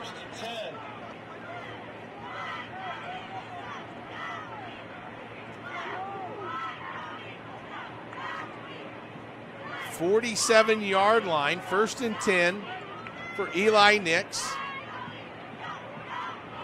and the Eagles. Also, if we watch this game and we see really 2 different offensive styles, we see Scecina in terms of pre-snap really going fast, where Heritage has really slowed down and gone to the huddle and gone to the sideline to get the play. Probably more by design than anything, though, Peyton. Yeah, as a team and in their nature, Scecina is very high-tempoed, and obviously I got to experience this with Coach Ray. He's very take it slow, take our time, get in, get out, and do it right every time that we do it. So that's where that huddle with them comes from. You can hear me, 10:43. 183 yards, 14 carries for Pimental. 2nd down and 6. Here's Pimental on the draw again. Tries to get out in the perimeter, but nice containment by Will Battles. And this down will be huge for Scecina to get the ball back here, because if Heritage is able to drive and score here, they're going to be in a really, really good spot. But it's up to Scecina's defense right now to choose to make a stop here. Big 3rd down. Let's see what Coach Ray wants to do. You got to think at this field position, he might take 2 downs to pick up this 2 or 3 yards. Here comes some pressure. Nix escapes 1. Rolls to the right. Has some room. Fires it out and incomplete. Looking for number 11, Hudson Alt. A great job by Nix to elude 2 different Scecina Crusaders from a sack, but unable to connect downfield. 4th down and 3. That's a great job by him, but I don't know if he didn't see where the chains were. He had nothing but green in front of him. And at that point, that's where the experience and maturity as you grow from sophomore to junior to senior year, where you see little things like that and understand the situation. If it were me at quarterback, you got to get 2 yards. I would have dove for 2 yards there. 4th and 2. And they get the offside. They get the defensive line to jump.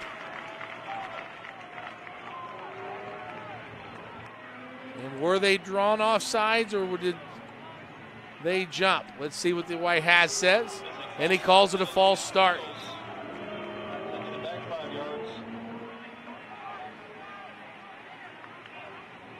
That'll bring out the punting unit and Noah Ham. 5-yard penalty now makes it 4th down and 7. And 2 defensive stops by both squads to start the second half. And the punt The snap goes over his hand. Ham, Rugby kicks it. Great job of Ham of getting something out of nothing, and it takes a Heritage bounce. I tell you what, Noah Ham and his special teams play has been special. My goodness, what awareness by one kid in one game. He's able to, obviously in the beginning of this game, he muffed the snap, ran for the first down, and here it should be tackled back here or blocked or anything, and he's able to kick it away here. And just what in there. Got a nice bounce by the ball, too. He kind of came up for him and then turned around and had the awareness to find some room to punt it away. And Scecina will take over from its 28-yard line. But it'll be 1st and 10. Third quarter action. Handoff to Montgomery. Finds a little bit of running room. Isaac Jones on the stop. Montgomery again on the handoff.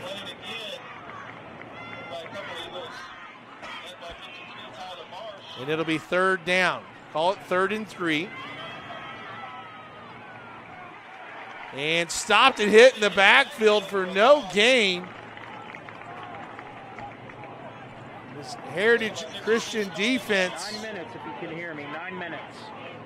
As McClellan goes nowhere on that play, and it's going to bring up 4th and 3 in a Heritage Christian defense. The coaches have made some adjustments, it seems like. They've got a couple stops, and out comes the punting unit for Scecina.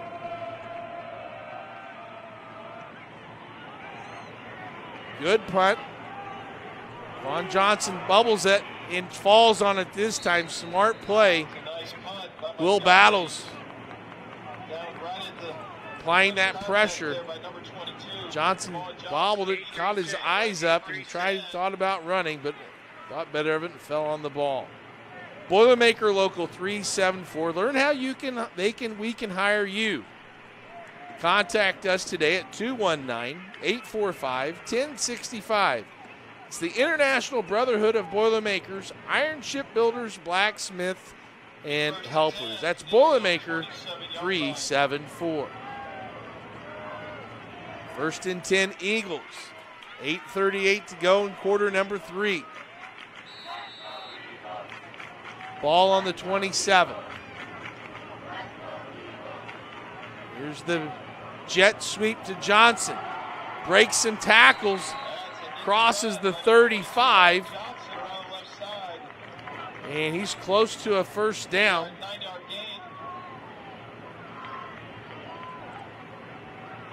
Be a 9-yard gain for Vaughn Johnson.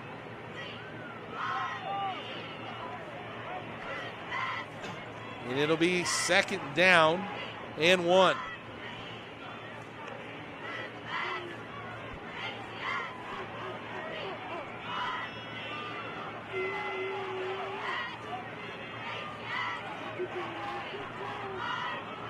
Pimental gets the handoff, spin moves out of one tackle, drives those legs, ball pops out right into Eli Nix's hands and falls down. Boy, Pimental really trying to earn that extra yardage, loses control. But Johnny on the spot, Eli Nix prevents the turnover. And that'll be 3rd and 4, still a manageable yards to gain. And he's lucky that ball didn't get punched while it was in the air because it could have easily been picked up for 6. It felt like it was floating in the air for a long time. It was like that Reggie Wayne play in the AFC Championship where it was up in the air for what seemed like almost like slow motion. Nix looks left, tries to hit Isaac Jones on the 5-yard out route, but it's a little high. It'll bring up 4th down and 4. Noah Ham comes back out on the field. So a first half was dominated by the offense. This second half start has seen both punters out 2 times.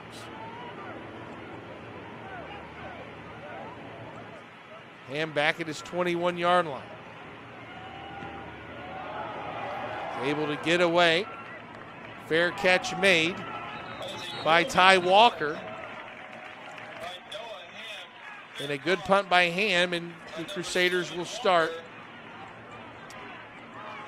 at the 25-yard line.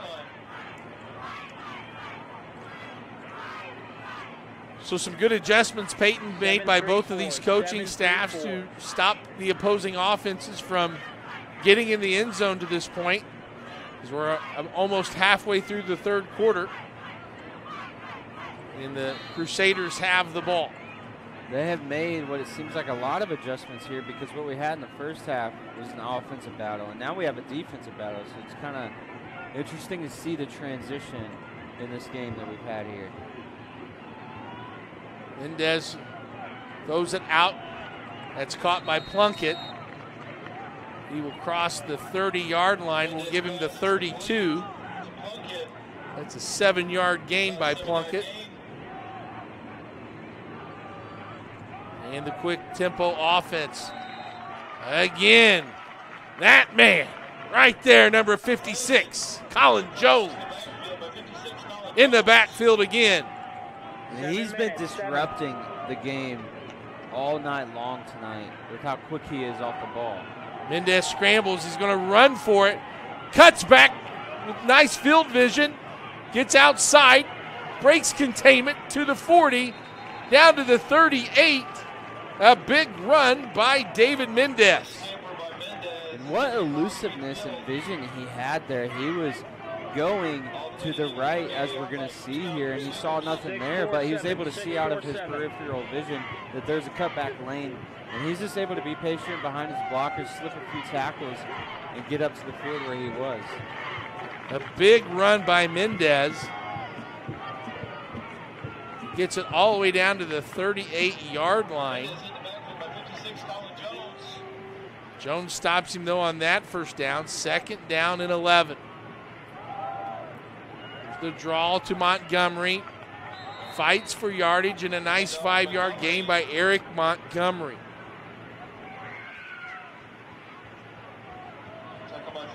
McClellan and Montgomery combined for 111 yards in that first half.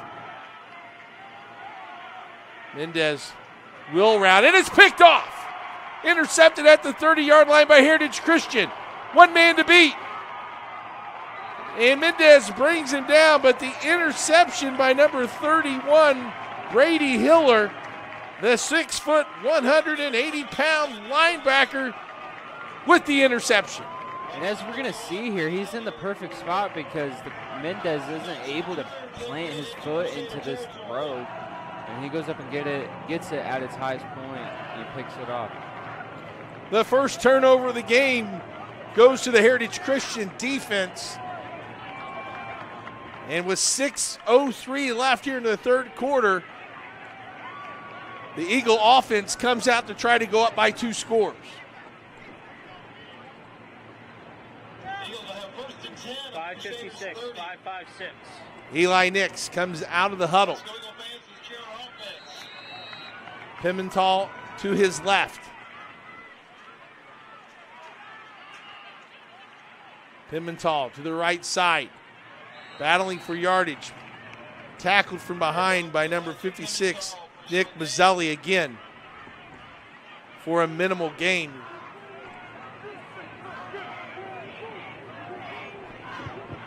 It'll be 2nd down and 10 from the 30.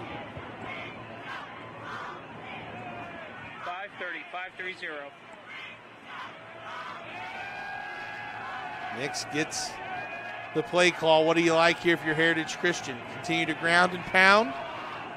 If I was Heritage, I would be looking into some kind of play action because they're expecting a ground and pound or a quick throw like this will work too. Andrew Sloan with a nice little hitch route for 5 yards. Makes it a 3rd and 5.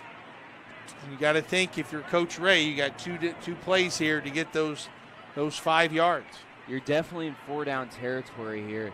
And if I'm Heritage and if I'm Coach Ray right now, I'm thinking of some type of play. This is the time in the game to do some type of play that's going to catch them off guard, whatever trick play he has, halfback pass, flea flicker, reverse, hook and ladder, it doesn't matter. Right now is the moment in the game to do something like that. Here comes pressure. They throw it outside to Pimental on the toss, and he cannot get outside. Great containment by Joe Alicorn Jr. Alicorn with a nice play and brings up 4th down and 5. Pimental with only 7 yards so far this second half. And it's 4th down.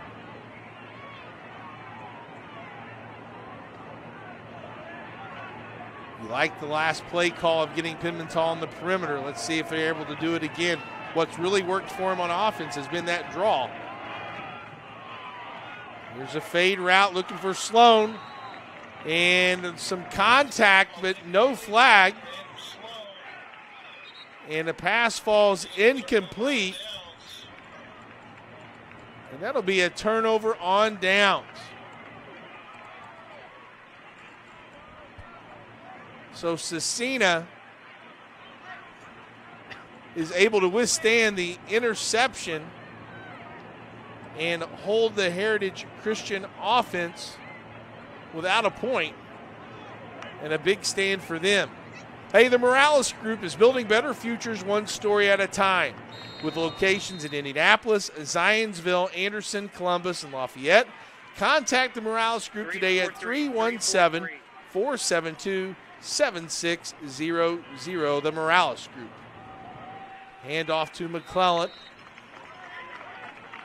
for a minimal gain.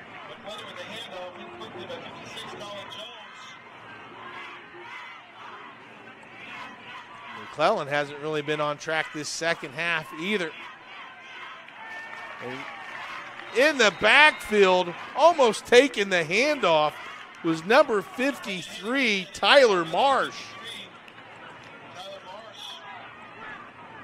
Marsh shot through that gap. Peyton almost took the snap. 3rd and 12. Mendez looking left. Gets away from Colin Jones. Now fires down the field and incomplete. Intended for Luke McDonald. And 4th down. And still yet a point to be scored here.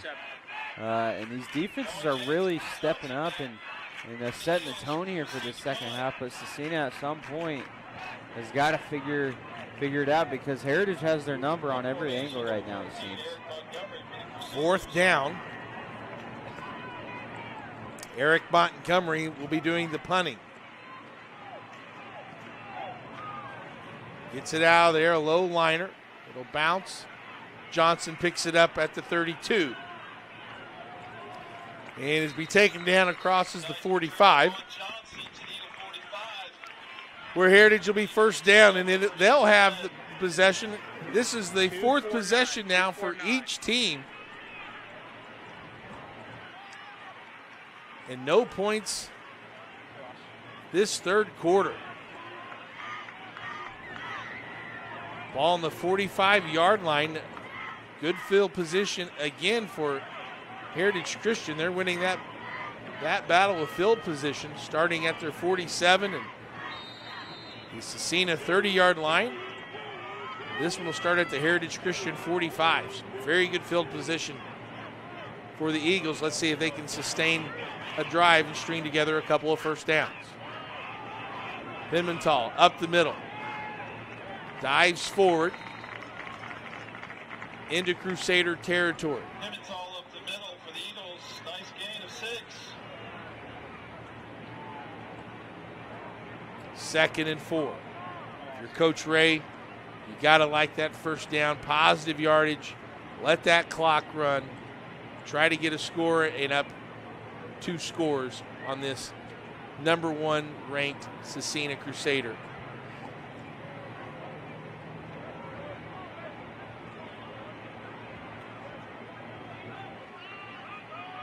Here's the handoff. Around the left side goes Pimental. And I think he got enough for the first down. He did. They're moving the sticks, a 4-yard gain.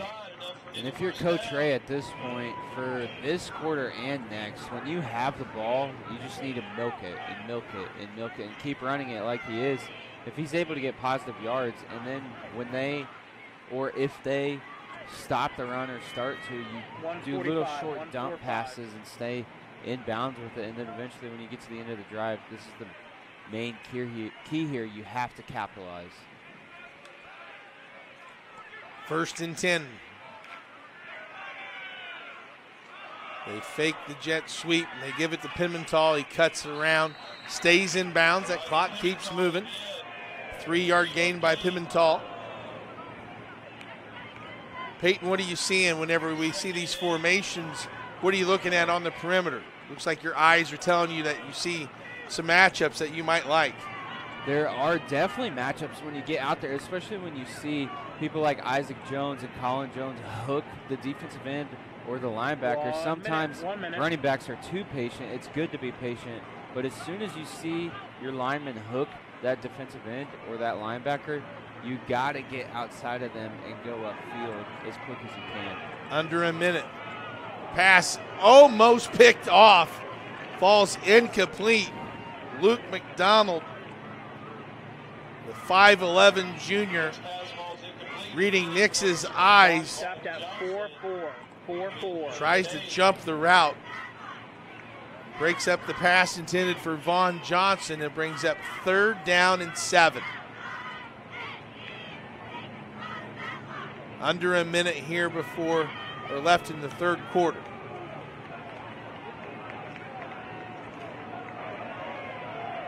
Two receivers left, one to the right. Now they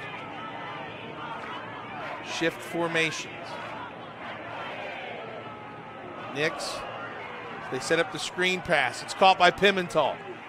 And he eludes a tackle down the sideline, and the official says he stepped out of bounds, but not before gaining a huge 1st down. A great play call there, setting up that backside screen. They did not see this coming at all, and he's able to just sneak over there and make one man miss and just get a little bit more yards here. If he was able to stay in bounds, he maybe would still be running, because I believe he hesitated when he heard that whistle. A big 1st down, a 13-yard completion on the screen pass. And how important was it for those offensive linemen to stay around that line of scrimmage and not get an illegal man downfield? It was very important. It takes a lot of discipline, because you're so antsy as an offensive lineman to go hit someone downfield, because you'll have a dream block there, because they won't really be paying attention, and you'll be able to hit them without them really seeing it coming, but them staying disciplined to know when the ball gets caught and is thrown to a point to where they can move downfield was huge. 27 seconds remain here in the 3rd quarter. 1st and 10. Heritage Christian on the 29-yard line of Scecina. Officials get the game clock squared away. It's been an exciting game. Number 1, Scecina in Class 2A. Going up against number 12 in Class 2A, Heritage Christian. What has been a fantastic contest. Scecina holds the series lead 4-2. And won last year's matchup as well by a score of 27-13. But this Eagles offense has been explosive with 2 long Elijah Pimental runs and a couple of Andrew Sloan magnificent touchdown catches. They have a 28-21 lead. Play clock now. Piper Logistics, we thank you for your sponsorship as we get ready for the 1st and 10, and there's a false start on Heritage Christian.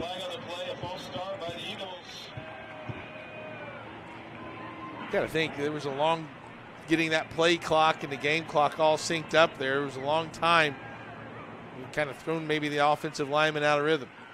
Threw him out of a rhythm and just maybe they lost their focus because it took so long there. 34-yard line to be 1st and 15.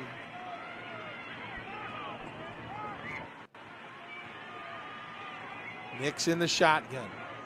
Isaac Jones in motion. Pimentel on the draw. Good backside defensive pressure by number 56, Nick Bazzelli. Bazzelli's been on a lot of plays.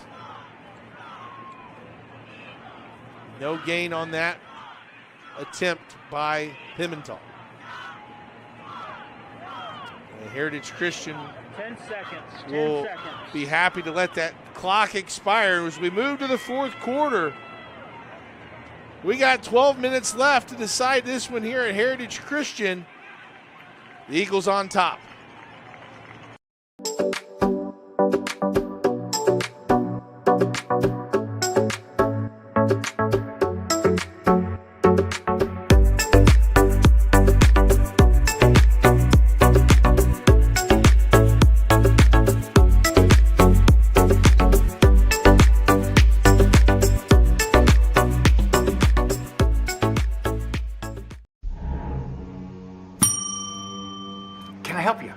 Yeah, I'd like to order a hamburger, fries, salt, maybe a large vanilla shake. This is a trophy shop, can't you tell? You got carry out? Everything that you need, we have here at the shop. Very unique. You order today, carry out tonight. That's our version of carry out. All right, I'll take one of everything. Well, that may take a little longer. We'll have it for you tomorrow night. I'll be back tomorrow to pick it up. We'll be waiting for you. Could be ready for an instant classic. Peyton has Heritage Christian on top, 28-21 as we enter the fourth quarter. Clark Chafin, Peyton Brown, Ben Wood, and Justin Griffiths here bringing you all the action. In a scoreless third quarter, we're sitting here kind of surprised by these coaches altering their defensive game plan to a very successful third quarter where nobody scored. And now the Heritage Christian offense on the field facing a 2nd and 15 at the Scecina 35-yard line.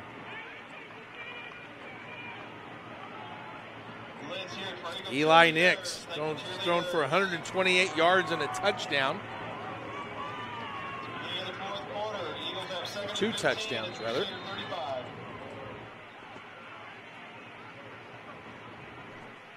He takes the snap. Looks down the left-hand side. The safety comes over and intercepts it, but I believe he was out of bounds. Good read there by Will Battles. Great read there, and next time as a defensive back, this is why it's so important to catch the ball at the highest point with your hands, though, because if he would have caught it with his hands, maybe he could have gotten his feet down there. His left foot might have been in bounds. If we would have had replay and I was Coach Hurley, I would have thrown the red flag there. I think he came down on the Heritage Christian receiver and his left foot came in bounds, but nevertheless, it's an incomplete pass, and it'll be 3rd and 15. Here's the jet sweep to Johnson, tries to find a little bit of running room. And he'll go all the way to the 31, so a 3-yard gain there. And it'll bring up 4th and 12. And in this situation, they're in the 4-down territory because they're not quite in field goal range, but they don't really want to punt it because they're only on the 31-yard line. So I wouldn't be surprised to see some kind of maybe wheel combination or all seams or even maybe a rollout with a corner. Well, so far, Andrew Sloan had 7 catches for 76 yards and 2 touchdowns. But only 1 catch here in that third quarter as Coach Ray is going to take a timeout. Let you know that Piper Logistics, from warehousing to transportation and everything in between, and we do it all. It's 3 services with 1 solution. Contact them at 317-396-1023. Piper Logistics, they do it all. 4th and 12, Peyton. Last time they had a critical 3rd down, they went to the screen pass to Pimentel to pick it up. Is that on your mind if you're a Scecina defender? I would definitely be watching the screen, but I'd be shocked if we had 2 4th downs in a row where it was called. But at the same time, I wouldn't be too surprised. But if we're Scecina, I would have one guy stick on that running back because he's been the only one to really get the offense going and make plays. So I'd almost do a quarterback spy thing, but not on the quarterback, but on Pimentel. And it looks like they're bringing out the punting unit. That looks like the field goal. Noah Hammond. They may try a field goal here. They're going to put it down. This will be a 48-yard field goal attempt. Scecina, we saw this last weekend, Peyton, with a blocked field goal being ran back for a touchdown. Noah Ham's going to give it a try from 48. Or maybe, would they fake it? Well, it's wide open. There's one safety down there. They see if Scecina puts a couple of people back. It's down, and it's short, and no good. Ham comes up a little short and wide, and the Scecina defense responds again. 10:59. And with 10:59 here in quarter number 4, it's Scecina's turn to see if anybody can score here in the second half. David Mendez takes to the huddle. Mendez this second half is only 1 for 5 for 7 yards and an interception. And they'll move the ball back to the 20-yard line on the missed field goal opportunity. Where would be 1st and 10?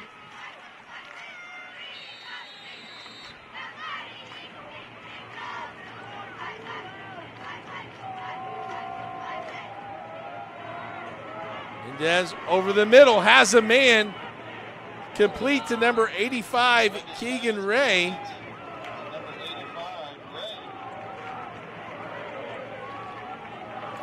And Ray gets a first down on a gain of 15.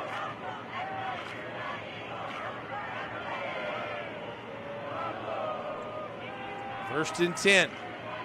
Mendez, pocket down the seam. Just too long for Tristan Brown. Just out of his reach there. That wide receiver did have a step on that defensive back, but if he gave him a little more time to get downfield and really stepped into it, he could have had him. 10:41, 10:41. 2nd and 10. Here's the handoff. This time it's McClellan.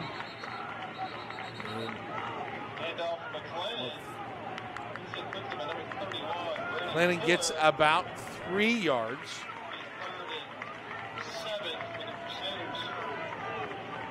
And it'll be 3rd and 7. Scecina quick to the line.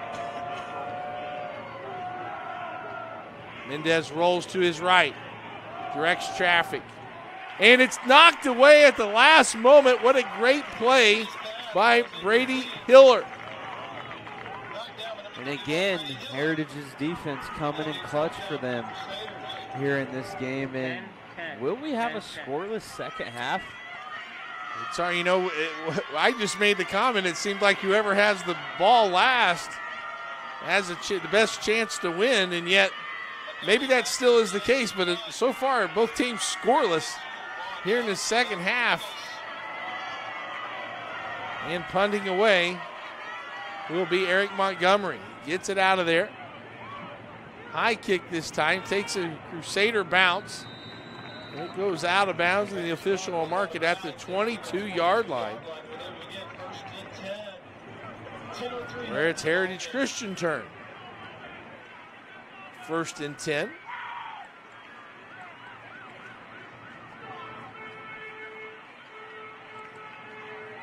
Let's see if the Eagles can sustain a drive. Last time they had it down in Crusader territory, but that penalty put them behind the chains, and they weren't able to convert on the long 48-yard field goal attempt. But if you're Coach Ray, you've had success running the ball. That's kind of been your bread and butter. See if they continue to give Pimental the ball. There it is on the draw. He finds a hole and spins out of a tackle, still on his feet. Up to the 38-yard line is Pimental. Now, being able to run the ball like this, if I'm Ray, I'm waiting until the very last second to snap it, because if you can pick up 5 to 10 yards of carry, you'll end up in the end zone eventually, but you got to prepare yourself for little carries as well. So I would wait and milk the clock as much as I can. 9:40. He's able to call his quarterback Eli Nix over and give him the play, which also kind of slows everything down. Here's the handoff to Pimental again. He crosses the 40. They gave him a 2-yard run there. I have Pimental, Peyton, for over 200 yards. And I'm not surprised at all. His vision, elusiveness, aggression, and just, he doesn't give up when he runs the ball. 9 minutes. 2nd and 8, under 9 minutes. Scecina looking to come up with a big play here and force a long 3rd down. Here's that jet sweep to Johnson. Tries the left side, breaks a tackle, gets across the 45. And a nice gain by Johnson of 6 yards.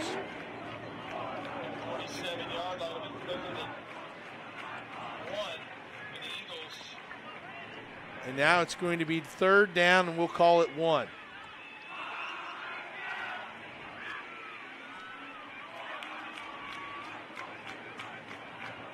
Ran out of bounds, so the clock stops. 3rd down. Nick's not the running quarterback that Mendez is. Looks like some pressure coming up the middle. They give it to Pimental. And he's bottled up for a loss. Pimental loses 3 on the play, and it'll be 4th down and call it 4. And I wouldn't be surprised if Ray tries to draw him off sides here or something. It looks like he'll send the punt. 8-1-5. Noah Hamm, who's had some impressive plays from his punting position.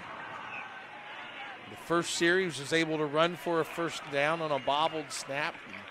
In the 3rd quarter, took one over his head and was able to rugby-style kick it out of there.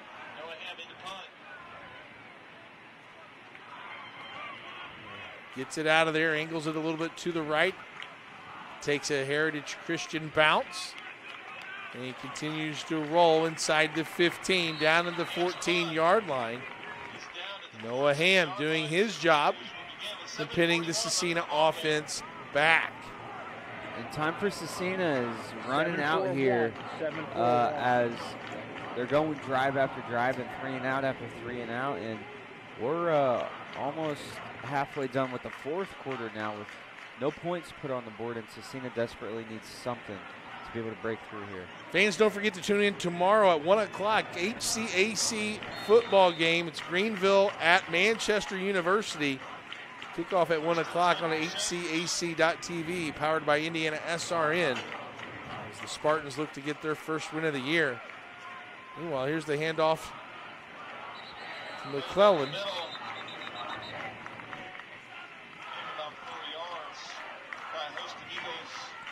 And McClellan gains about 3, and they'll push the tempo.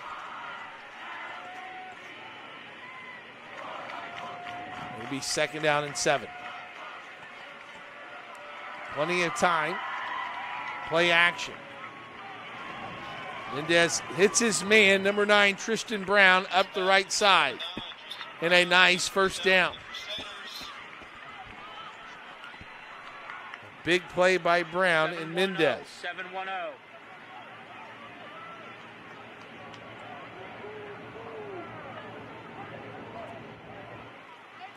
First and 10, ball on the 32.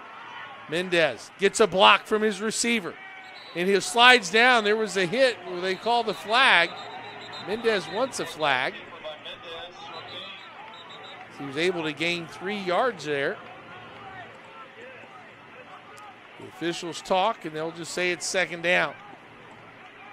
How tough is that as a linebacker going full steam, Peyton, and then a quarterback decides to kind of slide at the last second? How tough is that to pull up? It's really hard because as a linebacker, you want to hit the quarterback, obviously. But when he slides, you got to be controlled enough to the point where you don't hit him. And there were many times where I had to jump over him, or else I would have ended up getting a flag for it. Mendez scrambles again, makes it 3rd and 2. Quick out, and it's caught. Fighting for yardage is number 85, Keegan Ray. And Ray with an 8-yard completion, his 5th catch.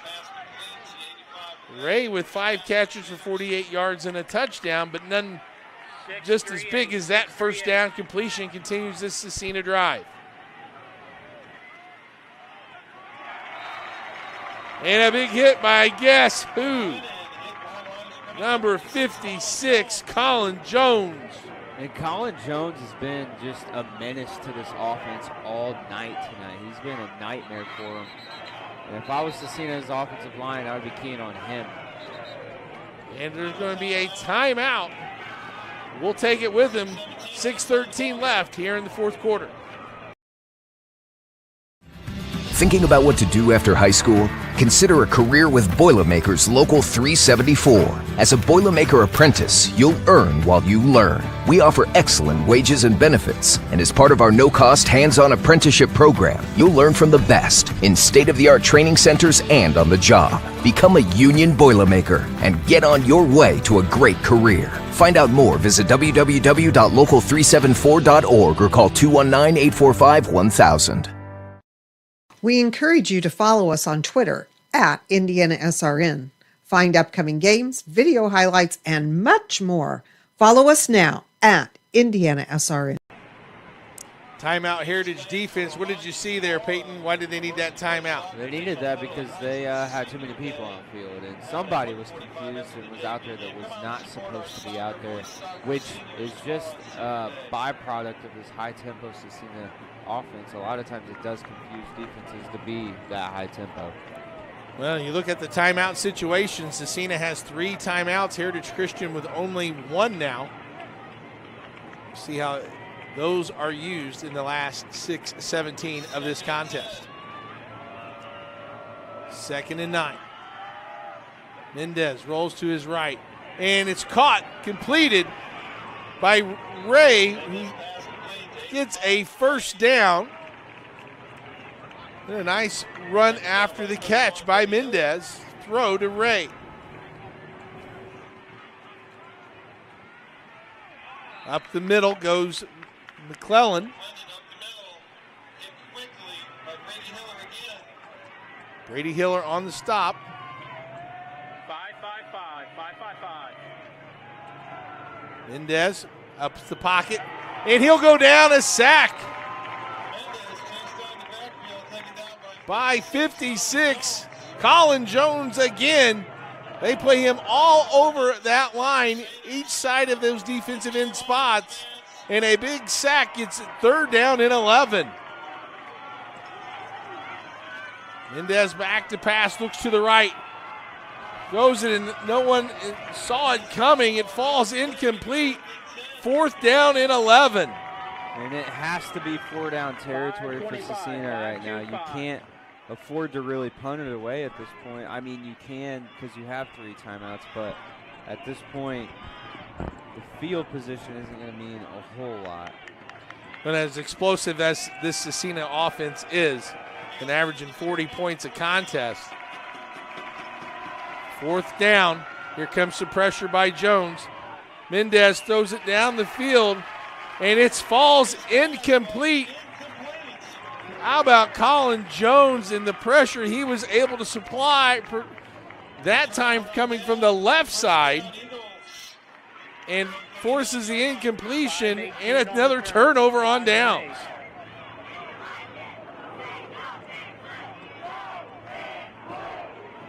5:17 left to go in this contest. And it'll be Heritage Christian football.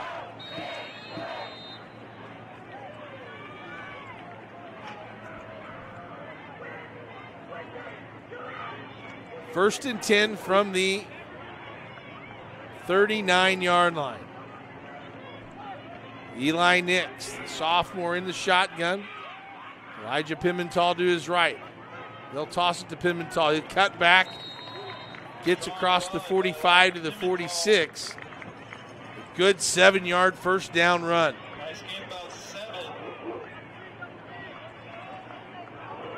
And at one point, Peyton, if you're Coach Hurley and the Crusaders, do you start using those timeouts? I would say when it gets around 3.5 minutes is when you need to start using those timeouts for this defense, or even if they get a bigger play than you would have liked them to get. 2nd and 3. Pimental up to the 50-yard line and a first down on that 4-yard run.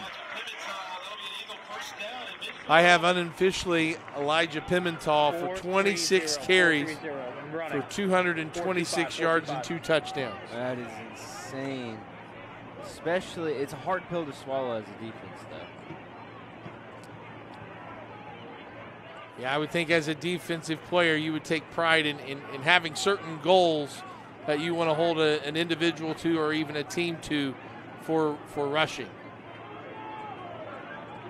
1st and 10. They fake the jet sweep. Pimental spins out of a tackle and a hard-fought 1-yard gain. That Crusader defense is now looking for not only a tackle, but possibly holding that running back up to strip that ball. We saw it earlier in the 3rd quarter when Pimental lost it. We're looking for that to happen again. And if I'm Scecina, after this play and next play is when I would call 2 of my timeouts, because then it would be 4th down. Hopefully they're able to stop him here, but hopefully for Heritage, they're able to get a first down. Pimental, again, you're going to see a lot of him. Gets a 5-yard gain. The Crusaders are going to take a timeout. We take a look at even sectional action. Both these teams in Class 2A. Scecina is in sectional 39 of Class 2A. Last year in the sectional, they lost in the final to Triton Central by a score of 10-7. The last sectional championship for Scecina was 2021, and their last state title, Peyton, 1991. Yes, yours truly wasn't even driving it. For Heritage Christian, they are in sectional 38 of 2A. Last year, they lost in the sectional final to a good lapel team, 21-20. They were a sectional championship in 2020, and their last state championship was 2008. So both traditional schools with great tradition in football championships. Sectional 39 for Heritage Christian has Brownstown Central at 4-0 at this point. Switzerland County and Triton Central are both 3-1. And for Heritage, Northeastern's 4-0, and Eastern Hancock and Winchester are 2-2. But right now we have a big 3rd and 5 with 3:14 to go. Fake to Pimental. Nix looks down the middle, has a man. It's knocked away. Great play by Joe Alarcon Jr. And that stops the clock with 3:08. But you got to like the play call. I love the play call, and I love the aggression. If the quarterback was just able to get a little bit more on it, then he had him for a touchdown, and that would have sealed the deal. But Scecina now gets the ball back. 3 minutes just about left and 2 timeouts. 4th and 5 from the Scecina 45-yard line. Noah Ham into punt. He catches it. Little pressure, but gets it out of there. Fair catch called, and it's taken at the 12-yard line by Mendez. And this is really the drive of the game here for Scecina and Heritage. And this is the matchup that we were talking about pregame right here. It's Scecina's offense with Heritage's defense, and how fitting is it that it is the drive of the game right here with those two squads on the field right now. 3:02 remaining. We've been scoreless in the second half after an offensive explosion in the first half. I don't think the ball was ready for play. It looked like the umpire was still in the middle. Flags on the field. And let's see what the referee says.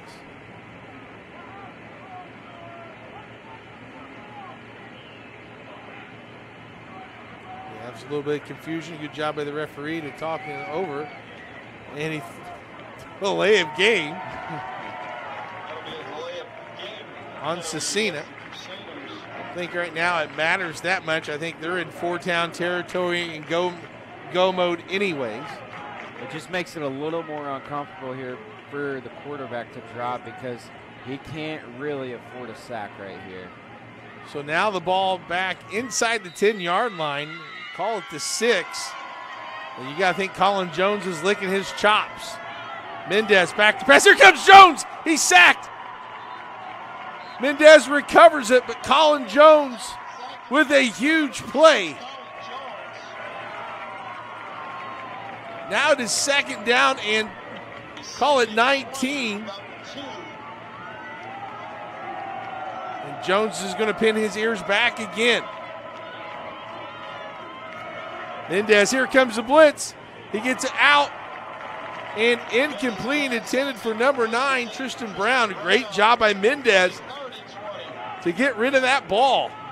230. We just see a blitz that was not picked up by the lineman here. Make him scramble out of the pocket. Brady Hiller had Mendez moving off his spot and a big third down and 19. Mendez back to pass. Looking down the right side. He has a man just out of the outstretched arms of Brown. 4th and 19 from the 2. And Scecina is going to use a timeout. What a stand by this Heritage Christian defense. A huge stand by them, and you almost got to punt it here because it's a 4th and 20 that you're looking at from your own 2-yard line. And the only way to keep a chance is to punt it away and just hope that your defense can get something. And it looks like that's what they'll do.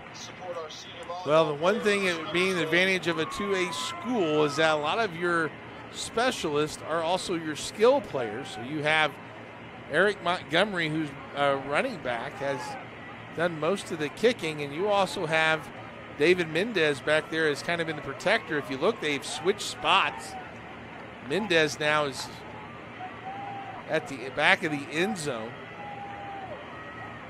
Might this be a kick or pass option, depending on what he sees? And maybe even he reads if the line goes backwards quick. Mendez quick kicks it out of there. Heritage lets the ball roll. And it'll be down at the 42-yard line. Scecina's got a timeout left, which means they can only stop the clock one time. 2-1-3. Virtually, if Heritage gains any yards, it's going to be really, really hard for Scecina to get down the field. They need to stop them, and they need plays for loss here on defense and turn the ball over because it's going to be a long field with no timeouts, because I suspect they'll use this timeout here. You got to think if one first down seals the game here for Heritage Christian, and if you're Scecina, you're 100% right, Peyton. They've got to get a turnover. 1st and 10. Ball on the 42. Here comes the pressure. Pimental stays on his feet. Breaks a tackle, and that's the most splendid 2-yard run we have seen all night is Pimental. breaks a couple of tackles 5 yards behind the line of scrimmage.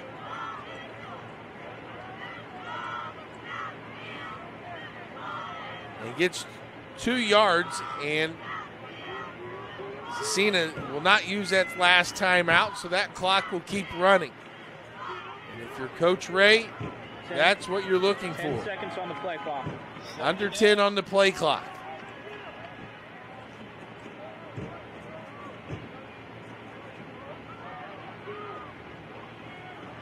Hand off to Pimentel, and it's stripped, but he gets it back, I believe.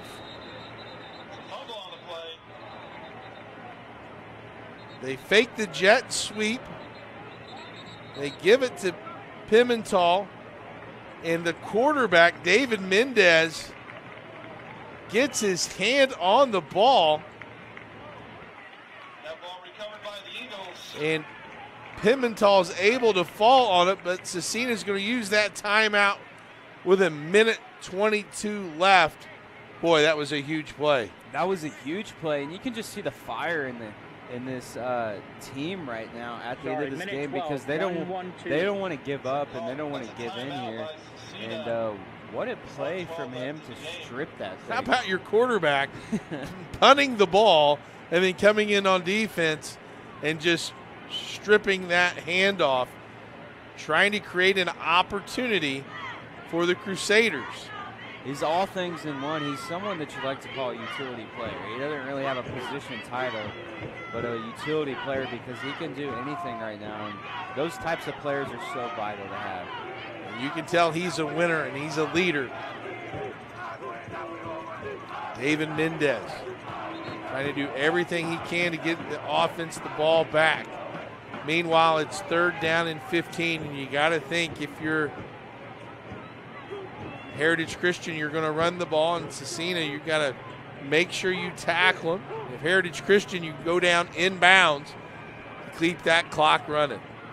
And you really need to, if they don't get knocked out of bounds, you really need to strip it again, because if they punt it, you're going to get the ball back with only about 25 seconds left. And probably a good portion of the field to try to navigate. 3rd and 15. Nix, they throw a screen pass to Pimentel, and he's got a 1st down and more. The 20, cuts back to 10, touchdown, Heritage Christian. And what a big-time play and a big-time moment, and that's what playmakers do right here. And Pimentel has been there all night tonight, and just what a way to seal the deal really here from Heritage. A 47-yard pass to Elijah Pimentel, and that cutback sealed the deal.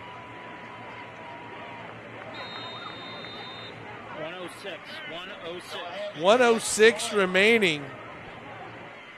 And the extra point is up and good. And Heritage goes on top by 2 scores. Can't get to a computer? Then we've got you covered.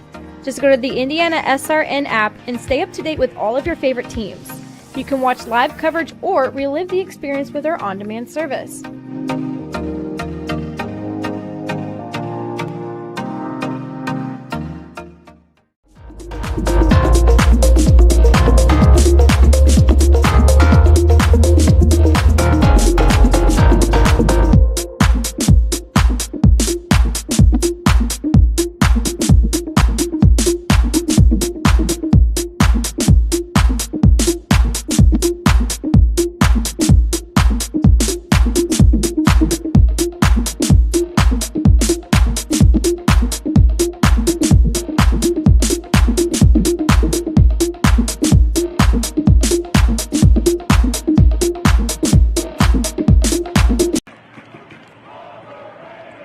A 47-yard pass play to Elijah Pimentel on the screen. Heritage Christian now at 35-21 with 1:06 remain, and a squib kick to Scecina. They'll bring it out to the 30-yard line. And we know the Scecina offense can go quickly, 102. they will have to do it again. They'll have to do it extra quickly now because they got no timeouts. And really what you're looking for to stay in this one at all at this point is you're going to have to score in 2 to 4 plays. And get an onside kick. Ball resting at the 30-yard line. David Mendez comes out. I'm surprised to see all the Heritage Christian Eagles near the line of scrimmage. They'll hand it off. And a hard running by number 5, Clifford Brown. Brown gets 8 yards. 2nd and 2. Brown again going to the left side. He goes out of bounds and stops the clock. He has enough for a first down and moves the chains. 4-1 seconds, 4-1.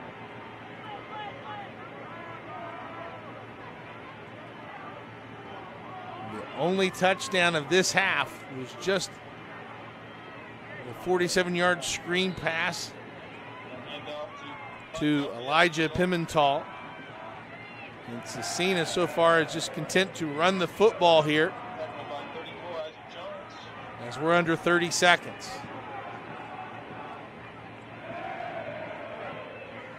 Mendez, option, fakes the pitch, and is tackled by Colin Jones. And with under 10 seconds. 10 seconds, 10.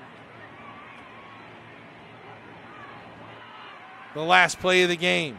Mendez rolls to his right, fires it down the field, and it's incomplete. And this pass ball is incomplete. Coverage by number 9, Erie Bryant. Erie Bryant on the coverage. 2 seconds, 2. And there's 2 seconds remaining. One more play for Scecina, but if you're Heritage Christian, your defense has stepped up big time in this second half. Mendez heaves it as far as he can, and it's picked off, and that'll do it. And what a ball game we had here tonight. Peyton, Heritage Christian really in control the entire game. Always took the lead or tied. It seemed like always had that one-up advantage. Comes away with a big 35-21 upset over number 1 Scecina. It was a huge upset win here tonight because Scecina was even in the lead a little bit in the beginning, and it didn't look like their offense was going to be stopped with how high-paced they are, how high-tempo, how aggressive they are. They were able to move the ball whenever they wanted, but then Heritage's defense stepped up huge. Both defenses really did in the second half with a scoreless second half until the end there, as we saw. And Heritage they made the most of every opportunity to capitalize, especially defensively. Well, don't forget to join us tomorrow at 1 o'clock for HCAC football. Greenville at Manchester University. Kickoff with Troy and Jerry. What a great game, and thanks for joining us. For my producer, Ben Wood, and cameraman, Justin Griffiths, and my partner, Peyton Brown, and also our sideline guru, Craig Cox. This is Clark Chafin. Thanks again, and we'll see you next time. So long, everybody.